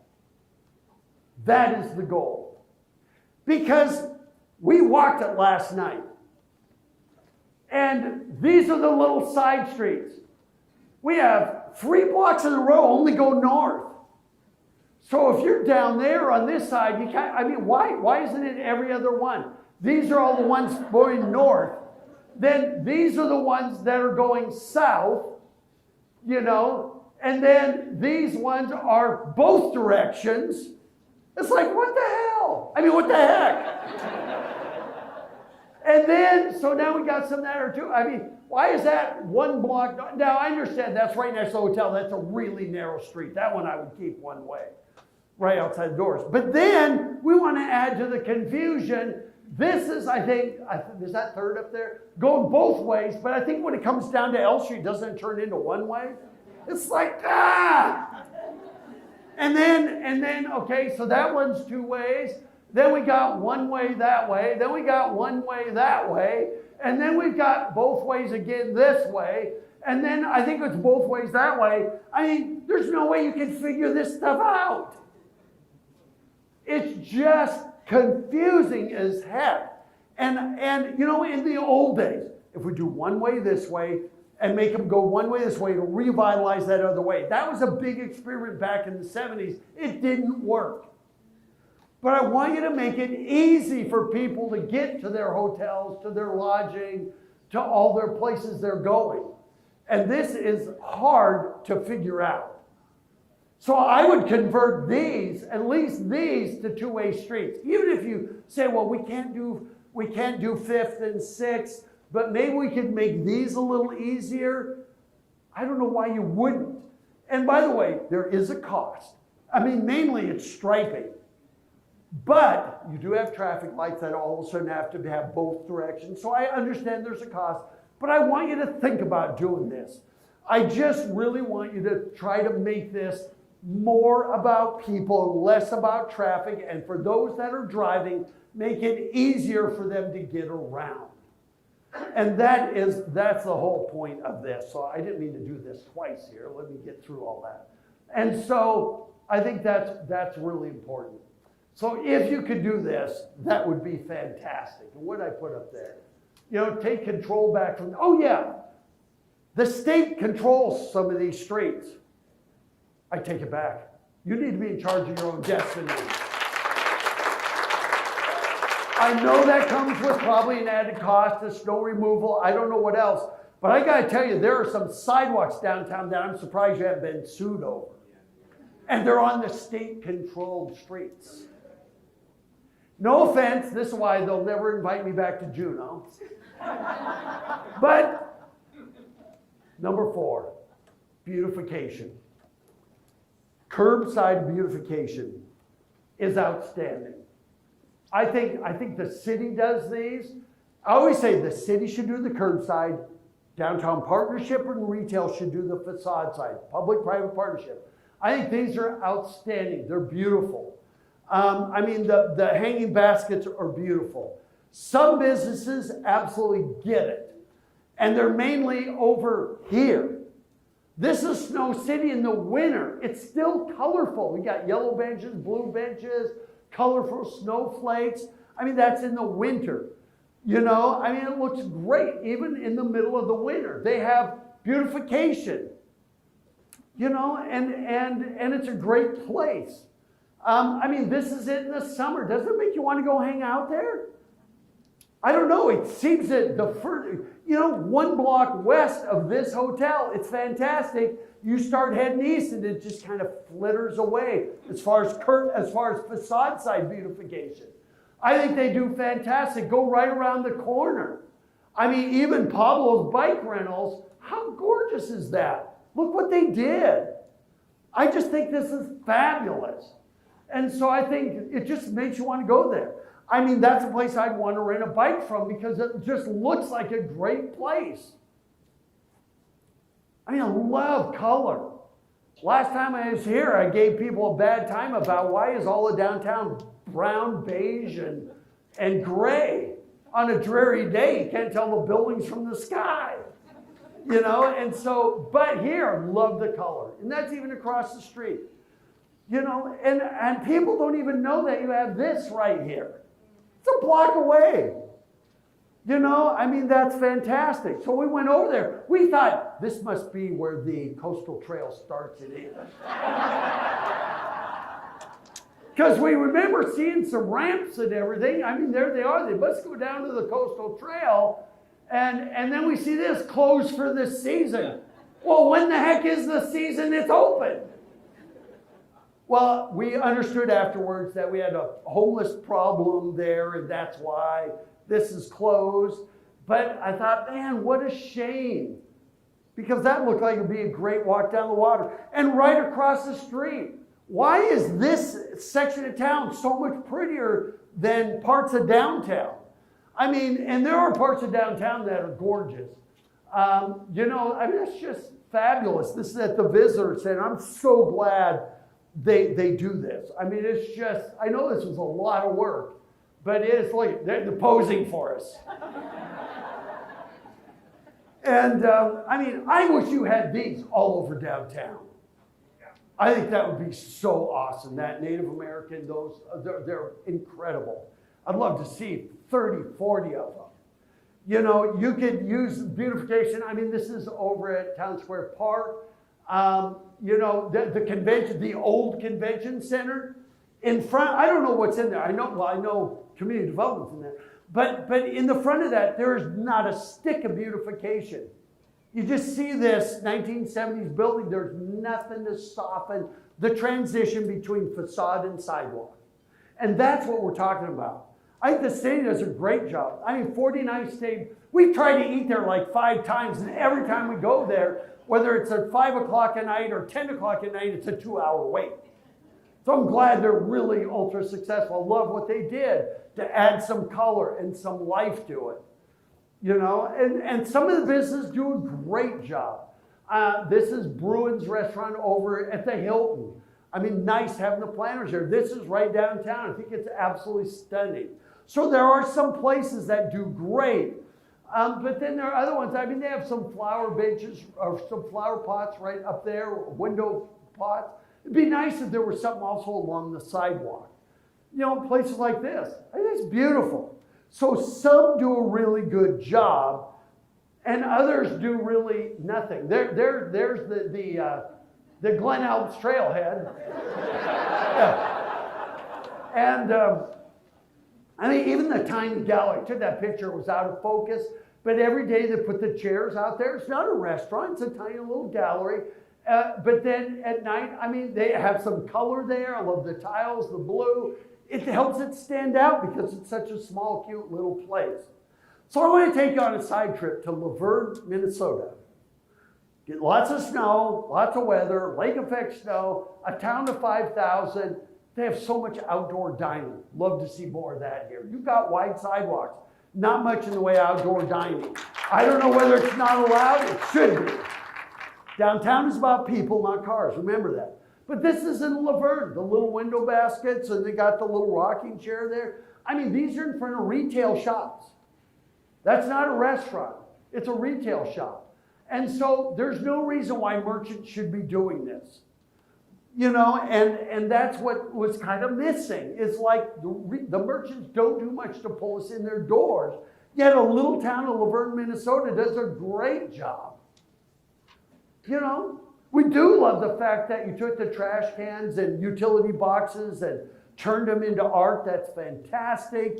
We love the barrels along the wall right there. I mean, just great. But then, you know, we love these, and they're all screened. And we thought, well, that's so cool. They had to screen those birch trees so the moose wouldn't be downtown eating them. Then some local said that's to keep our people away from destroying our trees. I don't know which is true. I like the myth. It's to keep the moose from eating the trees. Or the deer wandering downtown. Do you ever have moose downtown? Yeah, see? So, but I thought they're beautiful. They're really great. Now this little spot kind of had me troubled when you see a sign that says the Alaska Experience and we have homeless people sleeping underneath the sign. And they have to hose off the sidewalk. That's not very good. And I just kept going, I don't know if this is tragic. I don't know whether it's sad. I don't know whether it's funny to call the Alaska Experience and that's where you're sleeping. That was a little bit troubling. But this building and the yellow one next door, both were, for us, were like, I can't figure out what these are, what's in them, whether they're worth going into. And if you see a lot of homeless people camping out here, you're not going to go inside either. And that's unfortunate for whoever owns the building. And we never saw that I don't remember seeing it in 2019. I didn't remember seeing it in the winter. I don't know where they go in the winter. We didn't see the problem in the winter, but we sure saw it this week. The day when I took this picture, I had to go down a couple of places to see the people sleeping there. But city, downtown. In this case, the downtown partnership, would do that. And we love, that's the public-private partnership. So once again, incredible. No beautification on that side whatsoever. We believe businesses should have 24 to 30 inches outside to extend window displays, exterior spaces, to put out benches, put out pots. Some cities don't allow it. You should. If you don't, you need to change ordinances. Because it still leaves room for ADA access in most cases. And some places do a great job. But I want to show you one example. This is in Neenah, Wisconsin. This is before. You can see there's street trees and everything on the curbside down there. Before, after. The retail sales in those shops went up 32%, just going from this to that. 70% of first-time sales come from curb appeal. Have you ever said these words? That looks like a nice place to eat. We do. We judge the book by the cover. So all these places need to have curb appeal. Now, you can do what they did in Fredericksburg, Texas. Fredericksburg, Texas has, their downtown is like a mile long, and they all got together. One of the people got together and said, you know what? We want to put pots and planters and benches all the way up and down the street. And so they asked every business for handouts. They raised about $4,000. Some people gave $20. Some people gave $400. I think the average was like $60. They went out to a nursery in the off season, like in October, and said, we'll take all the pots, all the planters you have, as long as they're 20 inches or bigger. We don't want little ones. 20 inches or bigger. And so they got a flatbed truck they brought, and they didn't care if they had chips in them or cracks in them. They did a rubber coating on the inside. They brought them all, set them in a side street, and said, merchants, help yourselves. And they would go grab them, they line them up in front of their shops. Then they brought in a truckload of topsoil and some river rock, and they hired school kids, cheerleaders, band, football, any Boy Scouts, Girl Scouts, any youth group that was trying to raise money, and said, what we want you to do is put gravel in the bottom of every one of these plots, put a circular square of landscape fabric, then fill them full of topsoil. They did that. They never had one case of vandalism because kids protect things they take ownership of. And in the winter, they just put in dried boughs. They put in pinwheels. They did whatever. So this is downtown. This is even a shop class actually made these planters in downtown Fredericksburg. And so they just lined the street with these. And they planted them the next spring, mainly with evergreens. This woman took these 2 pots. So she put evergreens. And they do have deer walking down the street in their downtown. And so they just lined the entire street down there. And guess what? It has the highest retail sales per capita of any city in the state of Texas. Because it was beautiful and wanted to hang out downtown. I mean, that's what you need to do.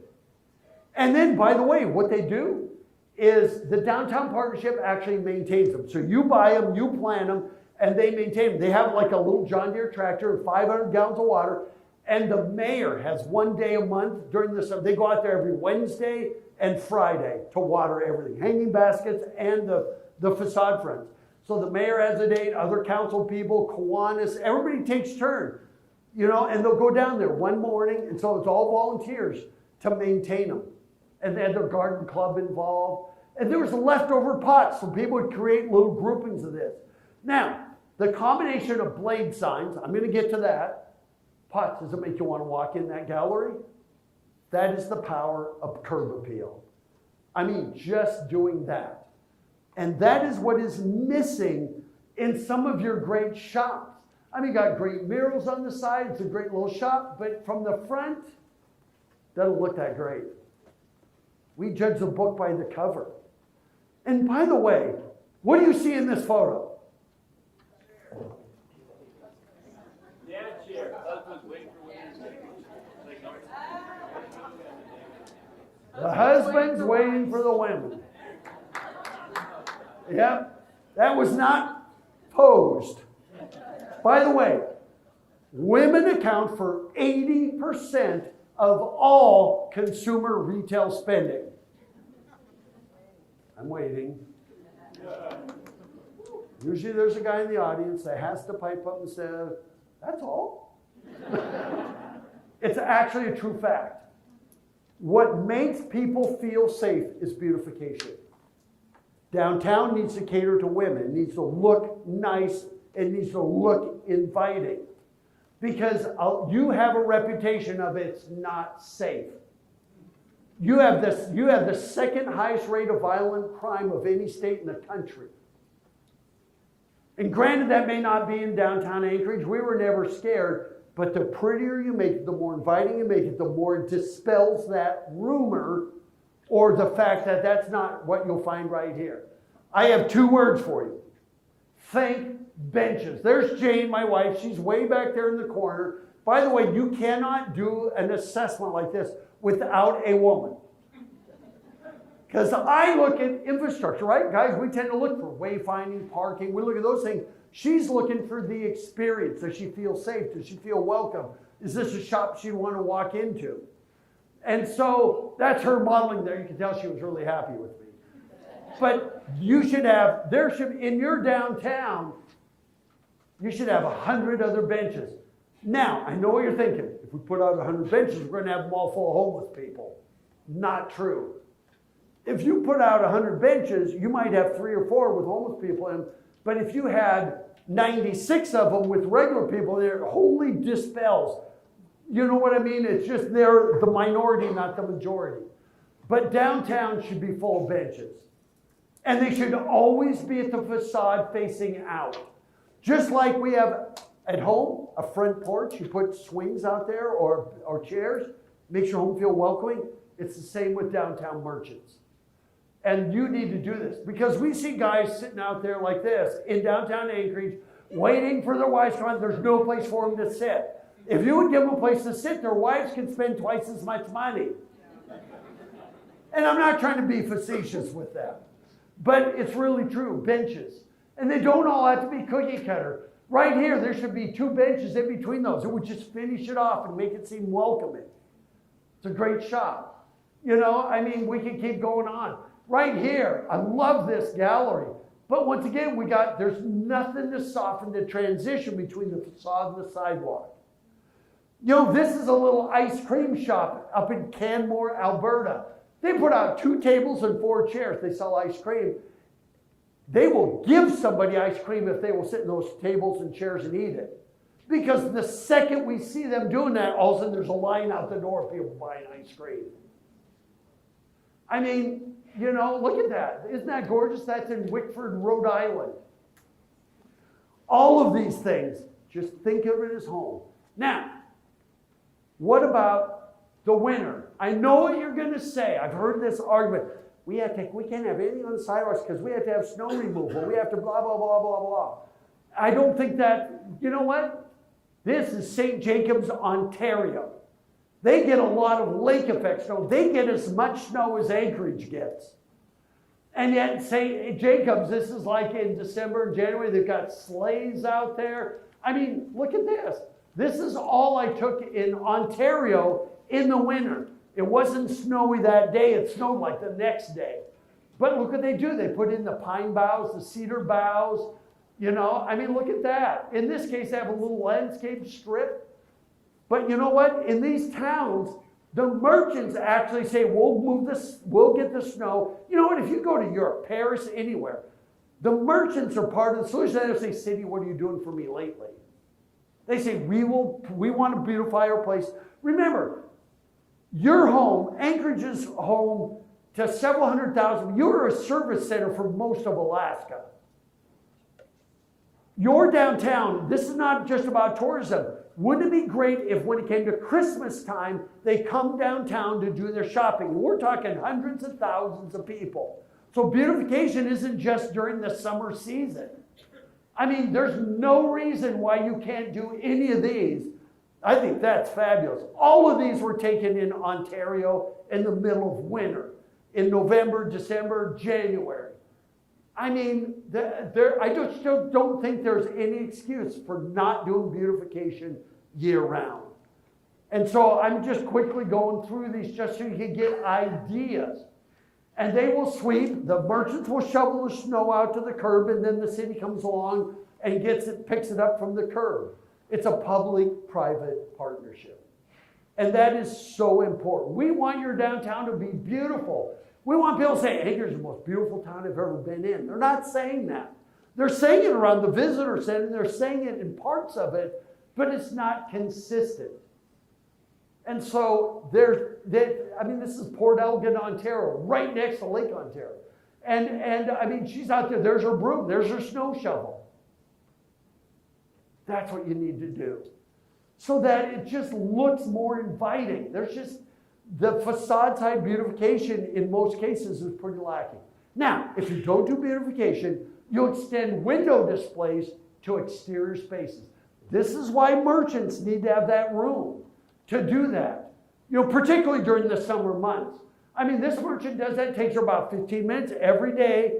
It takes them, they do stuff like this. And by the way, no folding tables worth of stuff ever outside. You wouldn't put folding tables in the display window, so you don't put them outside. You extend window displays to exterior spaces. And so these are all things you could do. Because a lot of these are great shops, but there's just no facade side curb appeal. You know, even like here, this is so funny. I took this picture the other day, like 4 days ago, and I did this. If there's anything happening here, you should do a coming soon sign. And then, of course, I walked down there like 2 days ago and went, whoa, something is happening here. But there's still no signs that say coming soon. You know, always invite us back. You know, what's happening there? And I heard about it. I think it's really cool it's going to be there. But all of these places, add benches, add pots, make it attractive, pull us in. And then, by the way, I mean, come on. I'm shocked. There was no, I find other little places where they have the little, barricades over them and everything. I'm going, really? I mean, and this is just one. I mean, once again, if this is part of the state, take it back and control your own destiny. Because stuff like that, if you're walking from the Captain Cook downtown, this is where you walk. Talk about a trip hazard. And there's like 30 of those. I don't know if street keys used to be there or what they were, but I mean, that's just like, no, don't do that. But once again, all of these, and by the way, all these temporary plastic banners, there should be ordinances that don't allow them. We believe that you can put up temporary signs, plastic banners, vinyl banners, those kinds of things, 3 times a year, for 2 weeks at a time, only for special sales and promotions. But you have businesses that have used plastic banners like this as their permanent signage. It makes you look like a second-class city, and you're not. And I'm sorry. This might be a great shop, but and so you need that permanent signage. I mean, it needs to look better than that. I just think doing this just degrades you as a destination. And it's not just there. It's little things like this. How about some paint? Now, I took this when the restaurant was open because they do the pizza place does outdoor dining there. It's very busy. But this right here, just look at it. It's like, ugh, I don't want to stay here. And what happens is a lot of merchants walk in their back doors. They're never out on the sidewalk. They don't know what it looks like. I always say one thing about assessments, I can say things you might want to say but can't without paying a political price. I can go home with my tail tucked between my legs, you can't. But, I mean, I'm just trying to be honest with you. I think this is a great shop, and I criticized them 3 years ago because the sign looks like it hasn't been touched since 1965. And so I just think someone downtown does a fantastic job, but a lot of it is just empty space. That's just doesn't make you want to walk down there from these hotels, from the Hilton, from all these downtown hotels. So the next one, blade signs. Now, these are blade signs. By the way, blade signs, when we're driving down the street or walking down the street, we see signs that are perpendicular to us. We're not going to walk out in the middle of your street and say, oh, that's the name of that shop. And so doing blade signs, by the way, this is Leavenworth, Washington. Chocolate, collectibles, trades, restaurant, you know instantly what they're about. And so that is really important. But these are called blade signs. And I think they're really important. Some of your businesses do them. Most of them don't. That's in Canmore, Alberta. I mean, that's great. That's what you need, particularly on your side streets. I mean, heck, this I took in Indiana, Winona Lake. Those are all retail shops. But here, you can see there's some right there. Blade signs will increase retail sales. So, can you tell me what's in any of those shops? Give me one reason why I should walk down that street. There's a ton of good reasons why you should walk down that street. But I'm standing here and I'm going, I don't see any beautification. I don't see any blade signs. As a matter of fact, that's a fantastic gallery. No blade sign. The only way I see it, and by the way, even this, I'm standing out in a parking space to get a picture of that sign. The only way I know what's over there is to be across the street. Because even though, see, if you're standing on the sidewalk, there's no way you can read any of those. You have to be across the street. Is that really what you want? Blade signs. I mean, we did eat at Orso. We came out of there and said, where's their sign? Well, it's above the awning. So I'm out here going, well, there it is, there it is. If I'm coming down the sidewalk, I can kind of see it there. But it's up too high even. And then, by the way, great place. We ate just about everywhere. We almost missed Crush. I mean, it's a great, one of your better restaurants, I think, and we almost totally missed it. It's on a side street, no blade signs. And so all of these, I mean, you know what? At least we know there, is that Glacier Brew House? We knew it's there. We've eaten there several times, but at least it has a blade sign. At least they took part of their awning and made it into that. So, general placement. This is Nantucket. The best cities in America all have blade signs. But you need to make them consistent. No lower than 7 feet, no higher than 9 feet, no wider than about 42 inches. So you have some consistency so you don't end up with sign clutter. You know, no backlit. Remember the old backlit fluorescent signs? Those died in the early 70s. You still have a few of them around. And then approximately 18 inches out from the facade. So those are some great blade sign rules for you. You know, typical sign sizing, no taller than 24 inches, no wider than that. They all need to be unique to the business. They can be oval, they can be square. By the way, don't put phone numbers on signs. We don't even call each other anymore. We text each other and we say, is it okay if I call you now? Right? So do that. You know, that's Nantucket. This is Carmel, California. You know, get into bigger cities, Valparaiso, Indiana. You know, so you can see they're slightly bigger there. You know, and if you have awnings, you know, under the awnings, what do you do there? You know, the height makes it a little bit different. We love awnings where you can. This is El Dorado, Arkansas. And number 6, invite us back. One of the things I would love to see is we were on Sunday. I can't remember if that's the day we're down in Girdwood or anything. We came back downtown at about 4 o'clock. They were already packing this up. At 4 o'clock, it's supposed to be till 5, but at 4 o'clock, they're like, oh, we're already out of here. But we had no idea this was going to happen on Sunday. We had no idea. And so I thought, man, you need to, if there was 2 places you could put things happening downtown, I'd put one by the visitor center in front of the old City Hall. I put one there. I put one in Town Square Park, and I would just say, coming this week or coming this month, invite us back. Because we would have come back just to do this. But we got there at the tail end when they were all packing up. And it was like, no, we really want to do this. And it was the same with some of the other markets. We love the fact that you close off the street. We love the fact that it's not asphalt, it's tile. Saw the beer garden there. I mean, we just thought, man, it's too bad we missed that.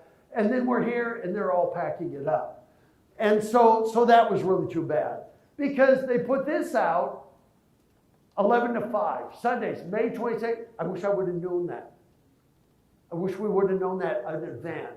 So if you just did a reader board, you can even have manual slots that you put things in. It doesn't have to be electronic. But you know what? You have, I think there's movies for, well, even, and it doesn't have to be things happening at Town Square Park or near the visitor center. It could be other commercial things like Aurora. I don't know if this is a good film or not. It might be awesome. We've always wanted to see the Northern Lights, and maybe we'll see them in film, but it looks showing 10 to 8. Sidney Lawrence Theater. We don't know if this was in front of the theater. There was no real signs for it. But it could be other things that are happening. Entertainment at a concert venue or at a restaurant. But things that are happening in downtown. Always invite us back. And number 7, activate your downtown. So, this community spent a lot on streetscapes, spent a lot on facade improvements. We spend a lot on downtown events. We spend a lot of money on marketing, beautification, parking issues, retail and business things, business recruitment. We do all of these kinds of things. And the missing ingredient is programming. Downtown needs to be programmed. It needs to be activities, not just events. I mean, you know what? Look at that. If you had a stand of hula hoops downtown, people would be taking so many not selfies, but they have people taking pictures of them doing hula hoop. Did you know you can buy a rack full of hula hoops for $200? I mean, activities. Make a place where people are like alive. In our Destination Development Library, we've got all kinds of videos that can walk you through this, but I want to give you just some quick ideas. Because as Bill is often quoted, downtown needs to be the community living room. You know, it needs to be the place where people that live in the outskirts said, they say, I wonder what's going on downtown this week or this weekend. It needs to be your place to hang out. If I was you, I would take all of this, I would turn it into paver stones. I would flatten out with paver stones. I would put raised planters. I would put benches in there. I would make this, rather than a pretty lawn area, I'd make it an activity center. You know, I mean, it's, you know, people are already trampling the grass, and you got to deal with it. It gets mushy if it gets wet. If you did paver stones there, it would be fantastic. Notice you have vendors on the sidewalk. When you have vendors on, wouldn't it be great if you had paver stones? They can be back in here so that we can squeeze by. I mean, that whole thing should be an activity center, not just a pretty lawn area. And so, and we love having those vendors there. But all of this, that's what I would do. That wouldn't be that expensive. Can you imagine if that was full of this? And we could grab those reindeer hot dogs, and we could grab ice cream from shops, and we could even grab to-go lunches and just hang out there. And so that's one place. Of course, Town Square Park is also another one. By the way, look at this. It doesn't even have to be expensive. Look what they use. Wire reels as tables. It doesn't have to be expensive. It's a place for us to go and hang out. As visitors and as local residents. You need to have these all over downtown. Here they took up a couple of parking spaces to do that. You know, and even into the winter months. Wouldn't that be cool in the fall and in the spring? To be able to have these fire pits and people hanging out in downtown.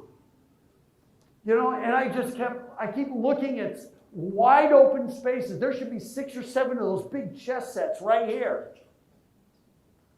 You know, it just needs to be more than an event. This is downtown Seattle. You know, they did that. They took a green area and they turned it all into paver stones, all full of tables and chairs. And there they got foosball tables in the summer. I mean, just creating places like this. All these families that are coming up here. You know, families that live here. Remember, we're trying to get people to want to live here. This all of a sudden makes it worth it. The extra cost, you know, of getting here. That's, if you feel Foursquare where they're, you know, like tic-tac-toe. I mean, look at these. How cool would it be to have some of these in your downtown?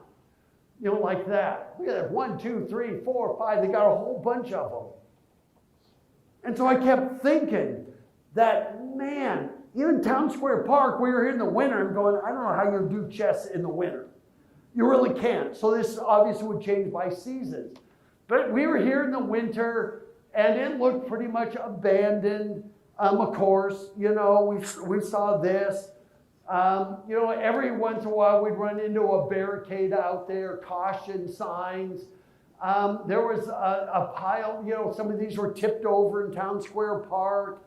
And, you know, we found some clothes laying out there. It's like, you gotta be joking. I don't know who was stripping off their clothes in 15-degree weather, but I mean, just, you know, we're just going, man, maybe you can make this a year-round activity center.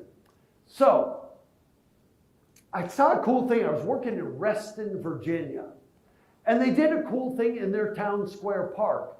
They created this glass covering. That's it in the summer. They will do garden shows in there. The lawn in there is just temporary. They can actually lift it up and take it out. It is real lawn, but they'll clear that out and they'll do wedding shows. They've got fire pits. You know, they've got restaurants wrapped around it. But what's really cool is that here they are getting ready for the winter. And wouldn't that be cool in the middle of your downtown? I mean, that is awesome. That is what you need. You've got this space, and it needs to be, I always say cities need to move away from events and move into activities. If you want your downtown to be successful, you need activities downtown 250 days a year. Merchants can't make it by putting events downtown 30 days a year. See what I mean? So you need activities, not events. You can't do 250 days worth of events. It takes you all year to plan one event. But you have all these great, like Jenga blocks there. I think that is so awesome. You need to have more of those. And they make big, tall Jenga block sets. And I just keep seeing all this empty space. It's beautiful space. And for the most part, there's nothing going on it. I'll give you one good example.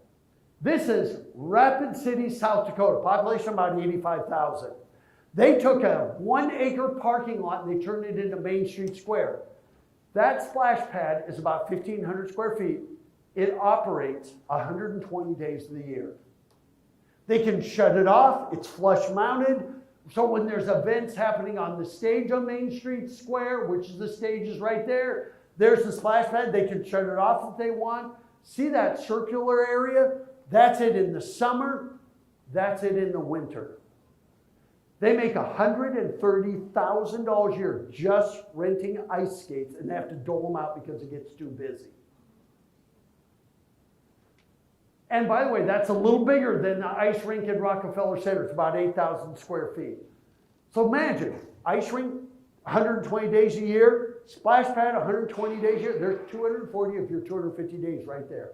Activities. And I mean, it's amazing. And at 9 o'clock at night, it goes to higher pressure, and they do music and light shows with the water on that little splash pad. I mean, these are the kinds of things you can do. Now you're saying, well, Roger, you know what it's going to take? Can you imagine putting away all those chess sets, restacking all those Jenga blocks, putting away the hula hoops, doing all of that? Well, let me tell you about Rapid City. So they program Main Street Square and downtown. For you, you have a bunch of downtown you can do this in. But here it is. It costs them about $550,000 a year. And already, I know some of you are going, oh, we can't afford that. Let me tell you how they raise the money. First of all, Destination Rapid City is their Main Street, is their downtown partnership. And they have 5 full-time staff. So where do they get the money? Let's just cut to the chase. Funding. The city pays $50,000 a year, in your case, to the downtown partnership, and they have a contract with the city that says you will program activities in downtown a minimum of 250 days a year. That's their contract. Everything falls under the city's umbrella insurance. And so the downtown partnership, in their case, Destination Rapid City, they have a business improvement district downtown that also funds $50,000 a year to program all of downtown, Main Street Square, other places. Then ice skate rentals, $130,000 a year. That's net, because they have to replace them and sharpen them and stuff. And then beer garden events, 120 grand a year. I mean, then vendor sales, $100,000 a year. They get 10% of vendors, and it's on the honor system. And they'll have food trucks and all kinds of vendor, artisans, shows, you name it. It's like a public market year round there. And then they get sports sponsorships of $160,000 a year. I mean, they even get foundation grants and other support. You know what? Only $50,000 a year is what it costs the city. I mean, where's my friend from Caldwell? She's probably not here, but I think your hospital administrators from Caldwell, Idaho, or they did one of these. They make $300,000 a year renting ice skates. That's a town of 50,000. And so this can be done. We love places like this. We want to hang out in places like this.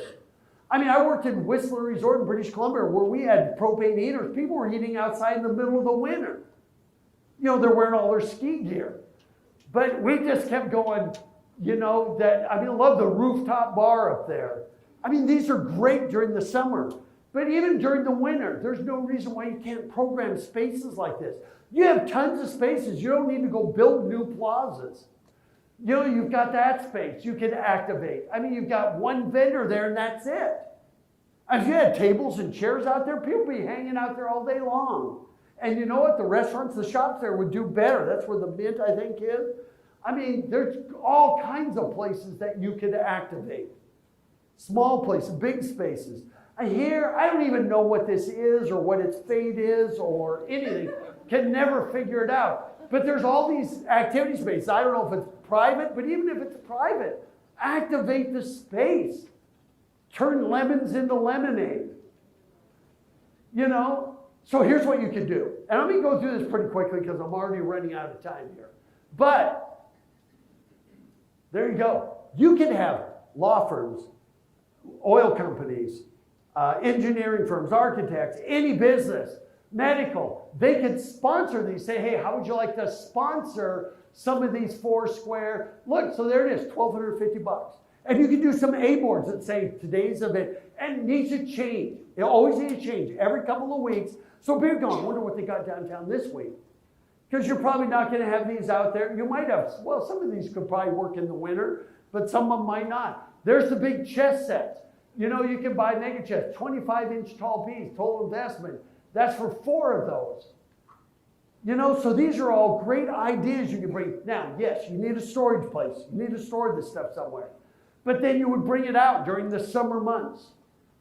And every couple of weeks, you start changing things out. Bring downtown to life. It will make you a showcase for the entire country. And I guarantee you, it will get you a ton of publicity. There you go. There you go. There's your hula hoops.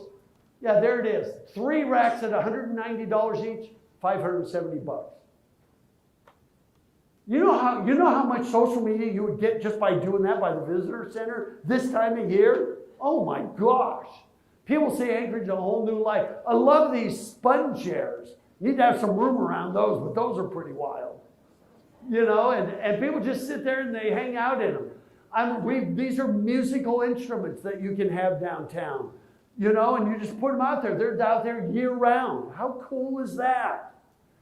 You know, you could even have these little tents and rent, and you can put them out. And you might have people that do jewelry or ivory or little local entrepreneurs. You can make your downtown a business incubator by putting out these. Say, hey, you want to rent one of those?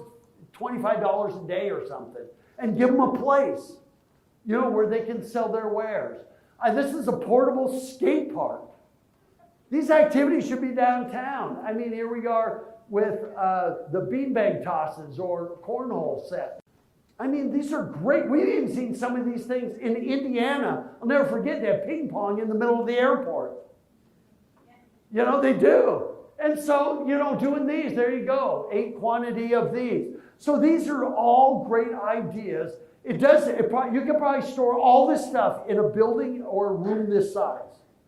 And then you have 5 people, and then you have volunteers come down, they wear event staff, and they wear t-shirts, and at night, they'll stack things back up, put things in order. And very seldom have we ever seen, in any place we've worked that have done this, have seen vandalism. I love this. That's Imagination Playground. You know, so you saw all those slides full of all that stuff. You want to go buy all of that. There you go. Here's a list of all that stuff. You know what? There it is. We keep going right here. All of this stuff. If you wanted to buy everything you saw, $76,000. There are grants for this. There's foundation money for this. There's community development. This is about community development. You know, and this is about your locals. Everything. Sponsor sandwich boards, a couple $1,000 to promote your sponsors. You know, I mean, how cool is this?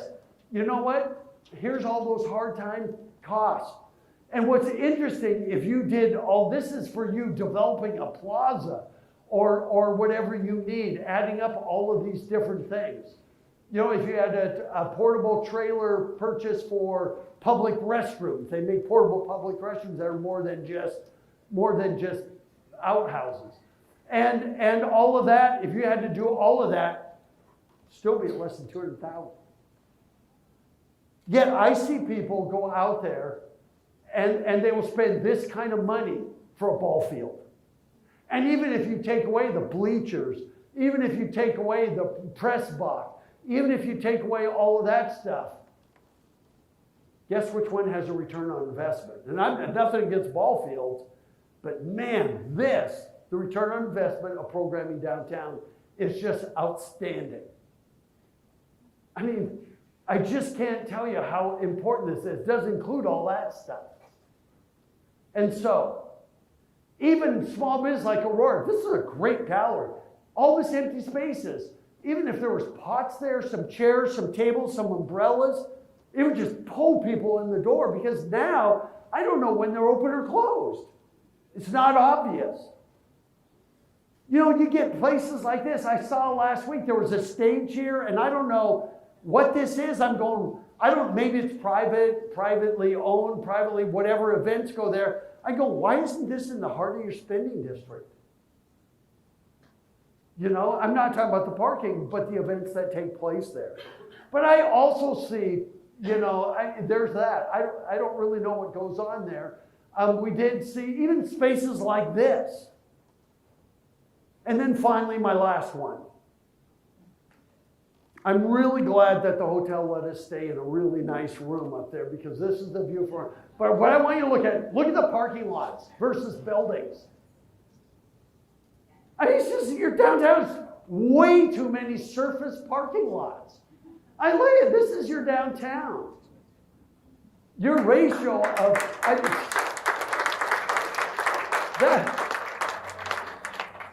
that's from one window in our hotel room. Pretty nice views, huh?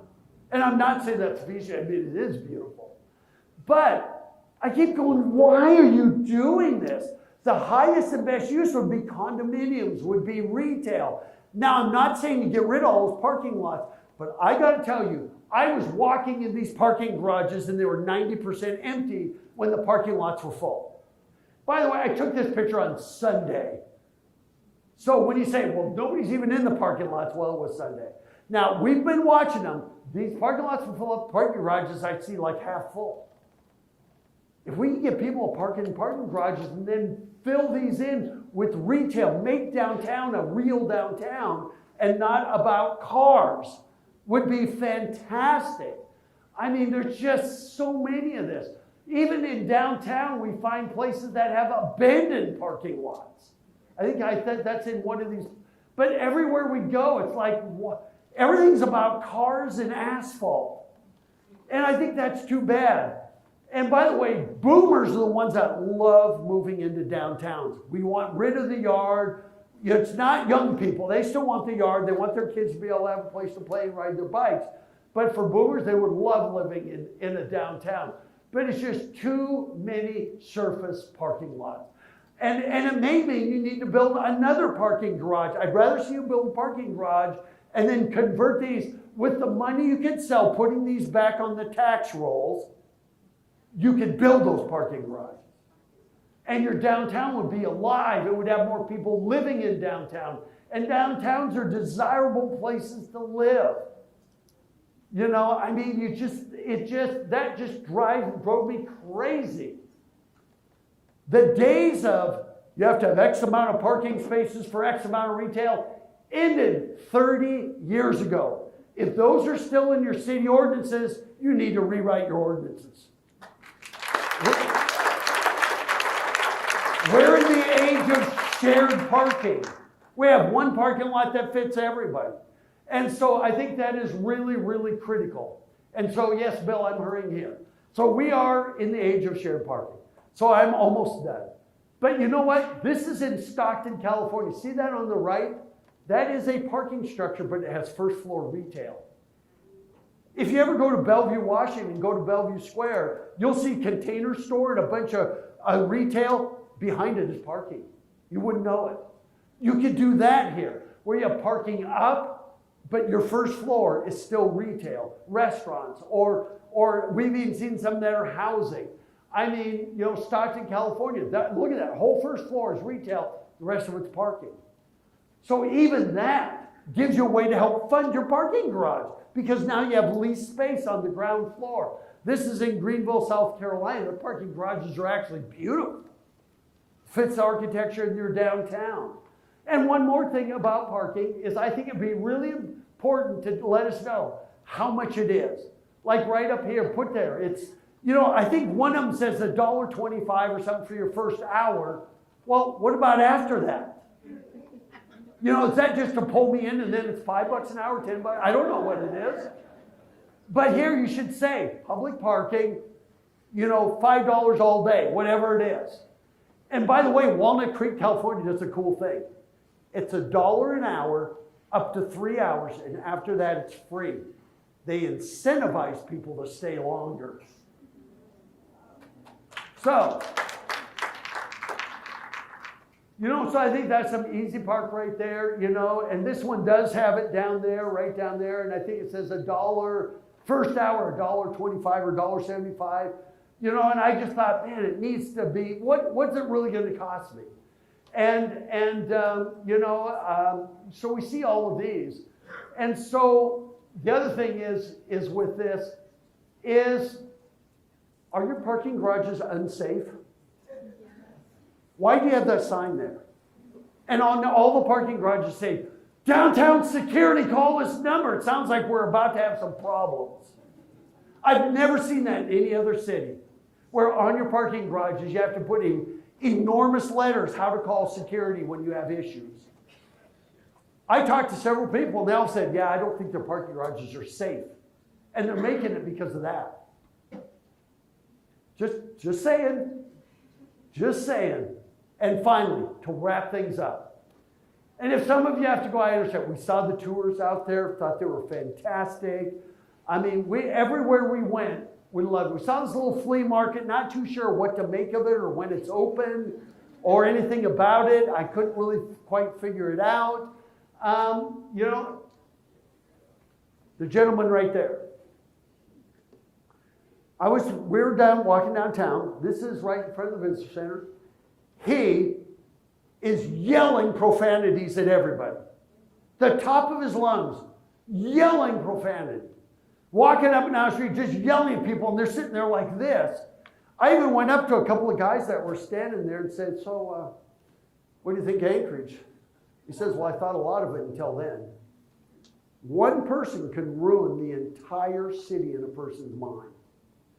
Now, quite frankly, this person should have been arrested. Now, we didn't experience panhandling. We did see homelessness. But when somebody is yelling profanities at you for no reason, that is now you're breaking the law. And I almost went over to the police station saying, you got to get this guy off the street, even if it's for a couple of hours. And he let me take his picture, which I was surprised.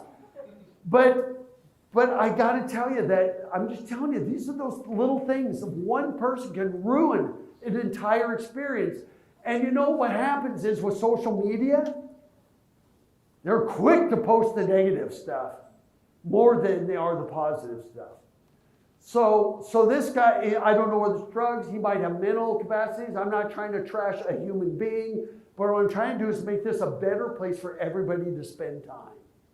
And so sometimes you have to be a little bit heavy-handed, particularly when you're right in the middle of the visitor center there.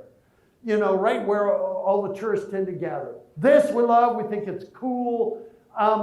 When we went down to Ship Creek, we weren't sure whether this is the actual train depot or whether this one is, because it's not really clear. There's no real signs.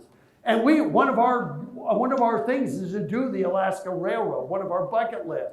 We love that Alice told us that there's no snow catchers on there. This is to nudge the moose off the tracks.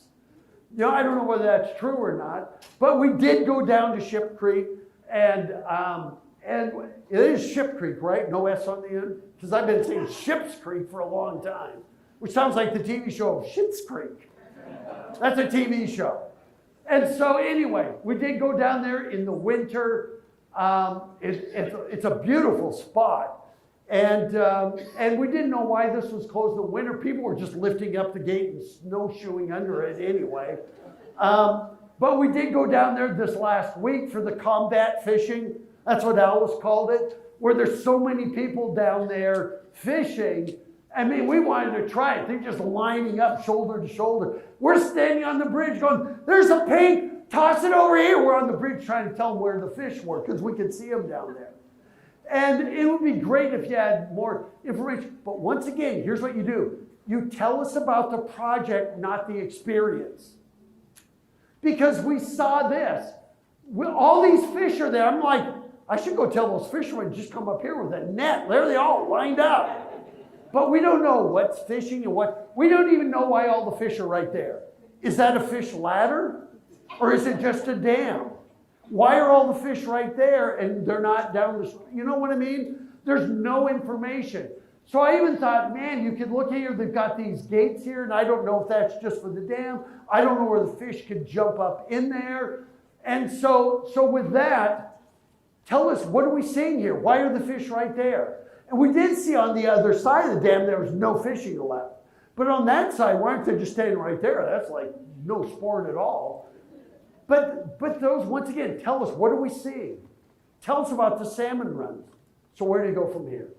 Finally, where do you go from here? We want you to create a destination Anchorage team.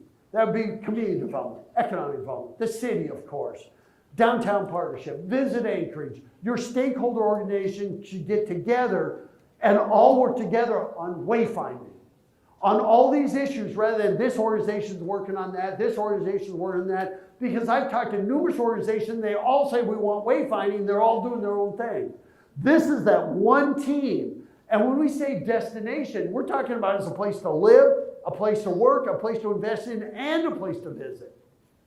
Because remember, if you don't hang out in your downtown, neither will visitors. They go where you go.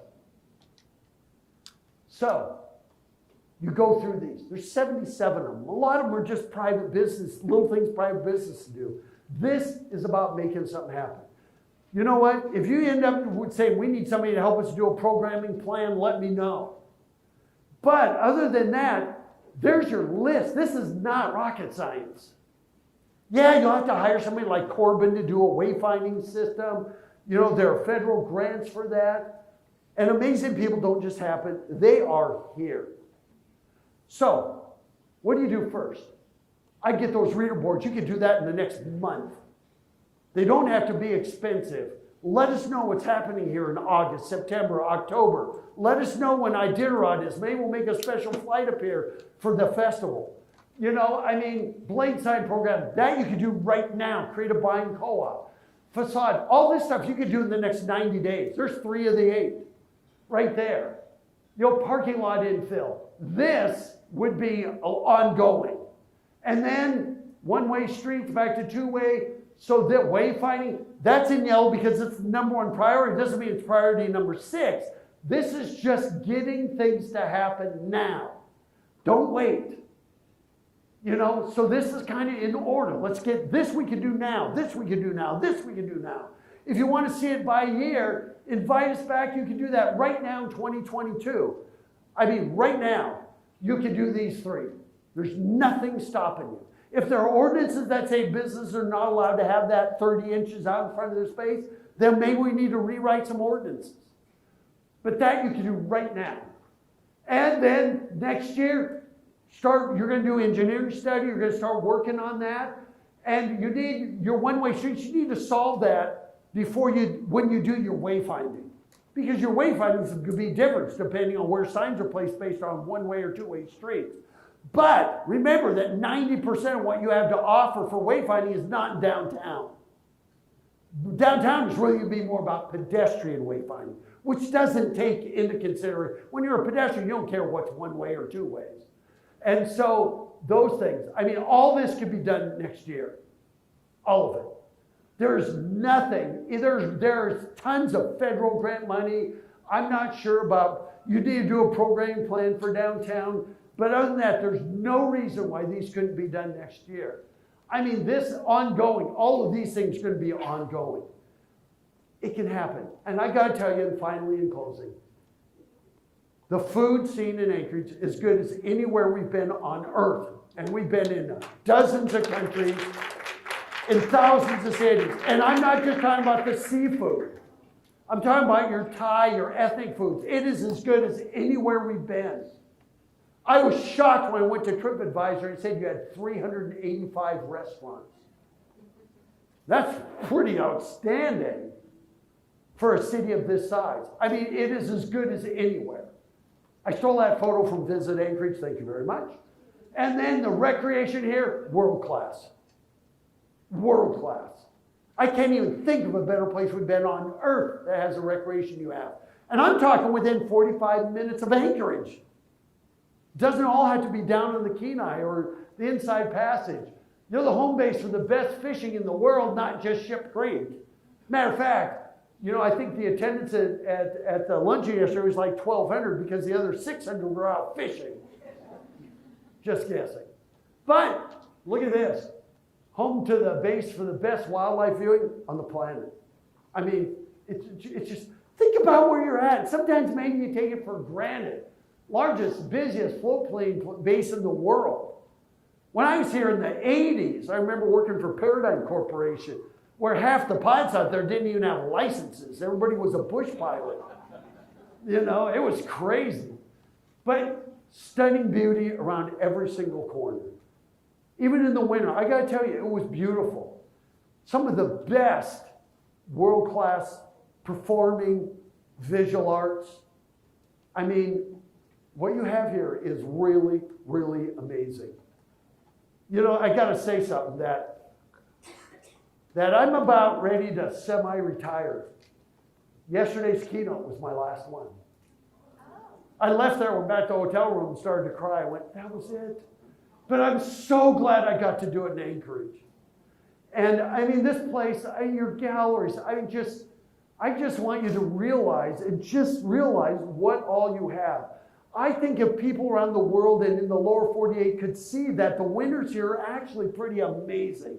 They might be a little long, they might get a little tiresome, but even the recreation does not stop. It's just, I can't imagine why Anchorage wouldn't be worth the extra cost for somebody to come and visit. And if you visit, you need to come here multiple times or for a month, not 3 days. And so with what you have, I think it is absolutely amazing. And with that, I am finally done. Whew. Thank you.